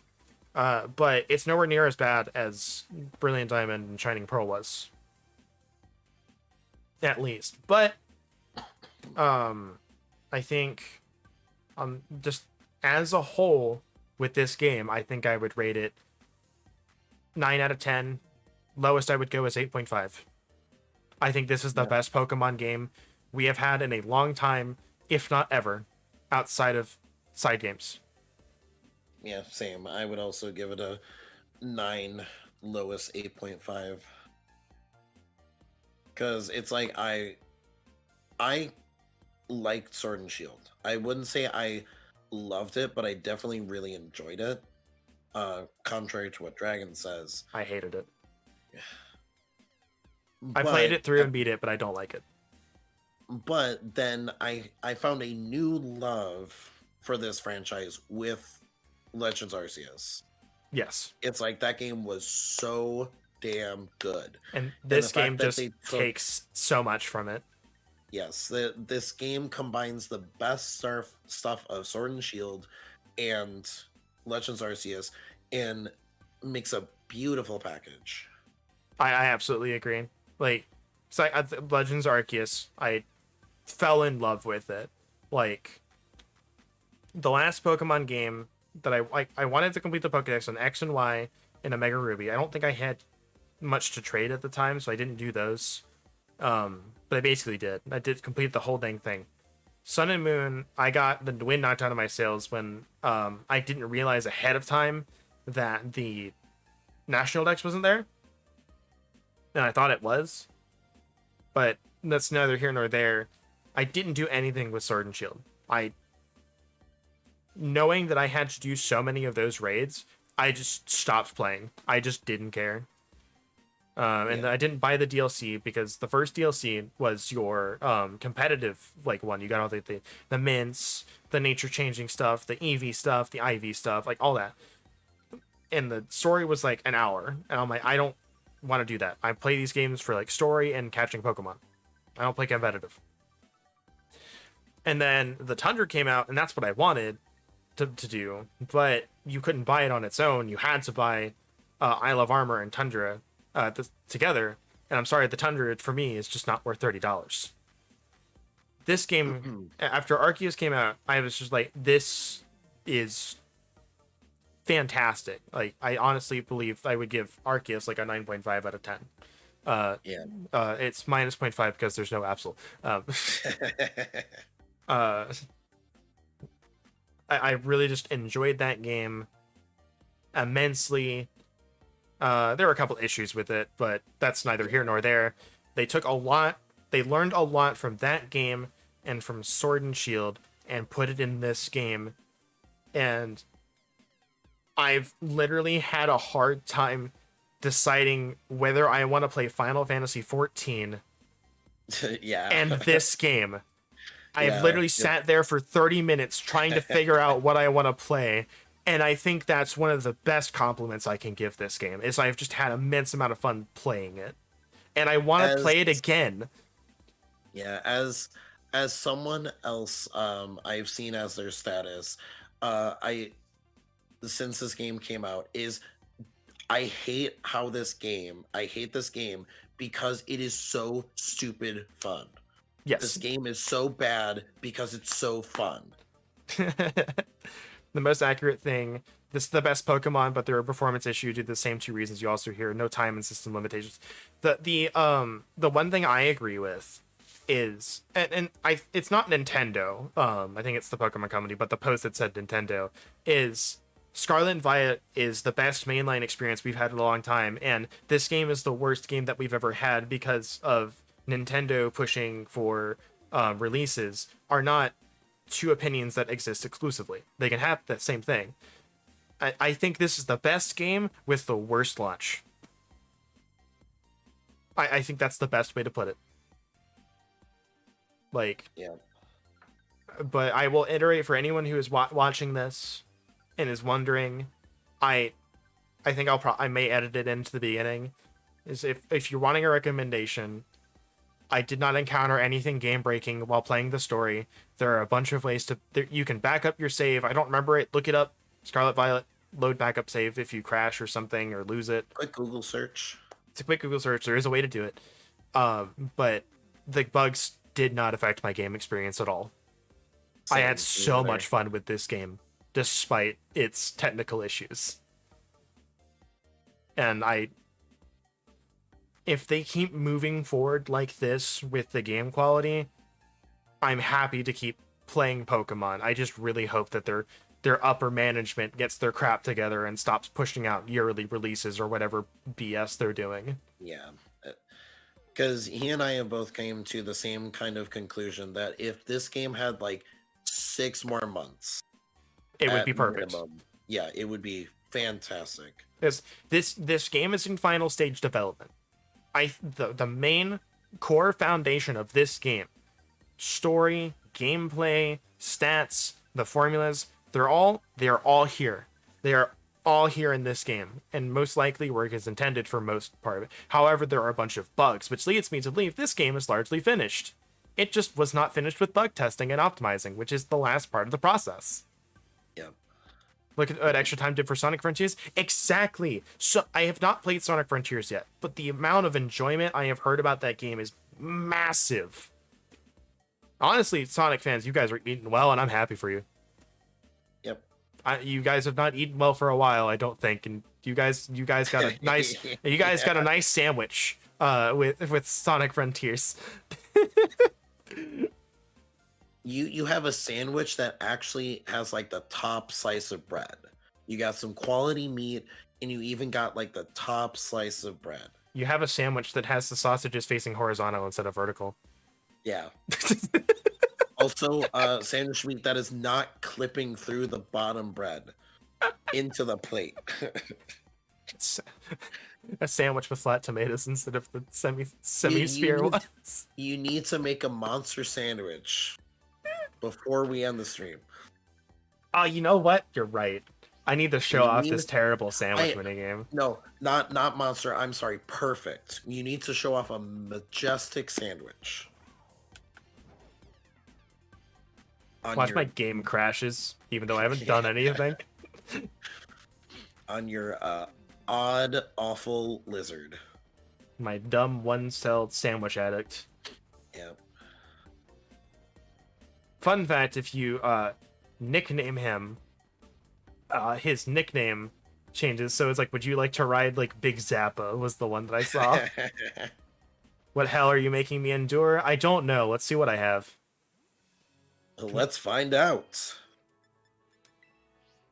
So this is the part that won't be podcasty, but you'll get to hear the amazing sandwich making music. I also really like this picnic thing. It's really fun.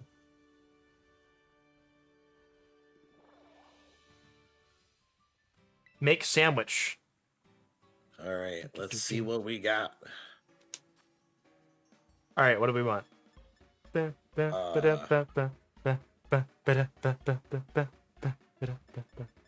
right, so we need bacon.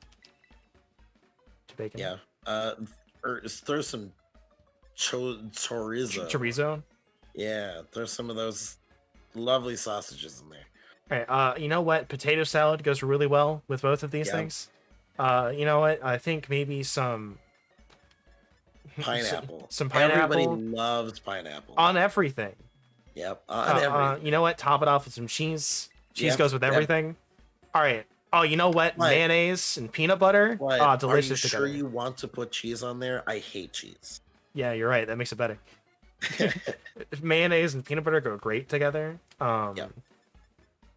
Let's see what else could we go. I'm gonna save the herbs. Whipped I need cream. those. Whipped cream. Oh, whipped cream's delicious. Yeah, delicious. What the fuck is a marmalade? I don't know. Throw it on there. Yeah, you know what? I have a bunch. Throw it on there. All right, you know what? Oh, this is a pretty heroic sandwich. Use the one heroic sword pick I bought. Dragon Quest. This is a Dragon Quest special. I can't even see the sauce. All right, let's see how much it actually makes it on. Ah, look at them pineapple cubes. Mm. Oh yeah.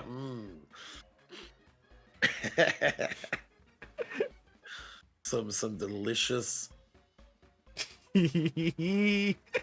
delicious sausage.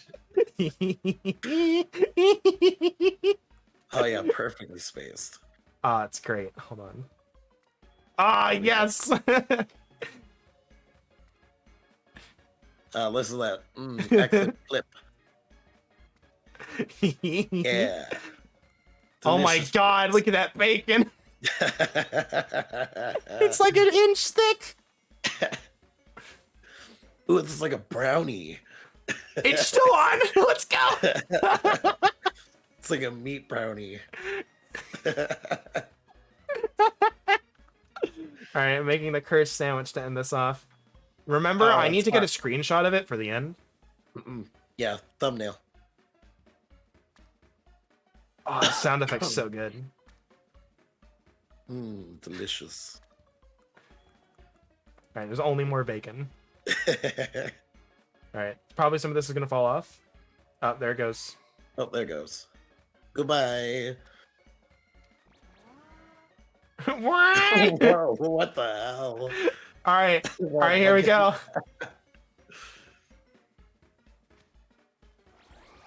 Yes, let's go. It's right in there. You can just not make the sandwich without the top bread, because apparently you don't need it. Yes. Excellent. Ah, the cheese is coming to the plate. Let's go.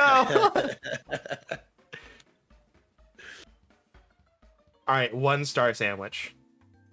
Ah, it looks so good. Yep. Vakira, this is not cursed. This is a masterpiece. Ah, that fucking backgrounds. All right. So what powers is this gonna give me? That was not 3-star. Encounter power Bug. XP point power Dark and item drop power Dragon. It's definitely a bug encounter power. Yep. Oh, Gardevoir really loved that sandwich. She gave me 4 hearts. But anyways, thanks for watching, everyone. I think we are done with the spoiler discussion. I kind of want to do more of this, like these talks. Yeah, they're fun. And I think we could do that for the games we play. Instead of doing them at the end of the finale, we just have like a whole thing where we just discuss the game. Yeah. So could do that. Let's go ahead and find someone to raid. I saw a few people going live during this, and I'm hoping at least one of them is playing Pokemon.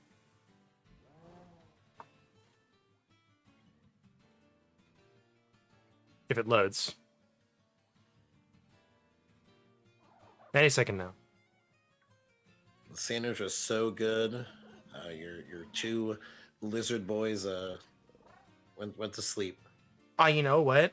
Grant's having a birthday streak, Nice. and he's playing Pokemon Scarlet. Not Pokemon. Yeah, Pokemon Scarlet. Hell's Kitchen. Apparently Fortnite later. Fortnite. Fortnite. Fortnite. Now starring Deku.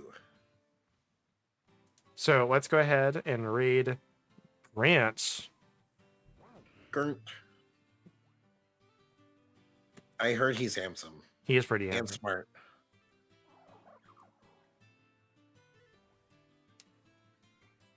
What's the username? There's no dash? There's no dash. Let me check as I hover over. I got it. Just typing it out wrong every single time. Is it going through? I can't see it. I don't see it going through. Oh my god. Google Chrome has decided to die on me. Yes, it does.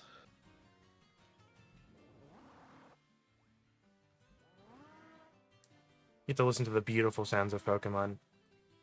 Yep. But if those are still watching, Sunday, next Sunday, we'll be playing Dragon Quest Treasures. Yes. So look forward to that. Shenanigans ensue that we cannot do it on release, but Yeah, unfortunately, my shenanigans. there we go. There it goes. Everyone have a great night, and hopefully Have a see you good on night. Saturday for Core Keeper and Sunday for Dragon Quest Treasures.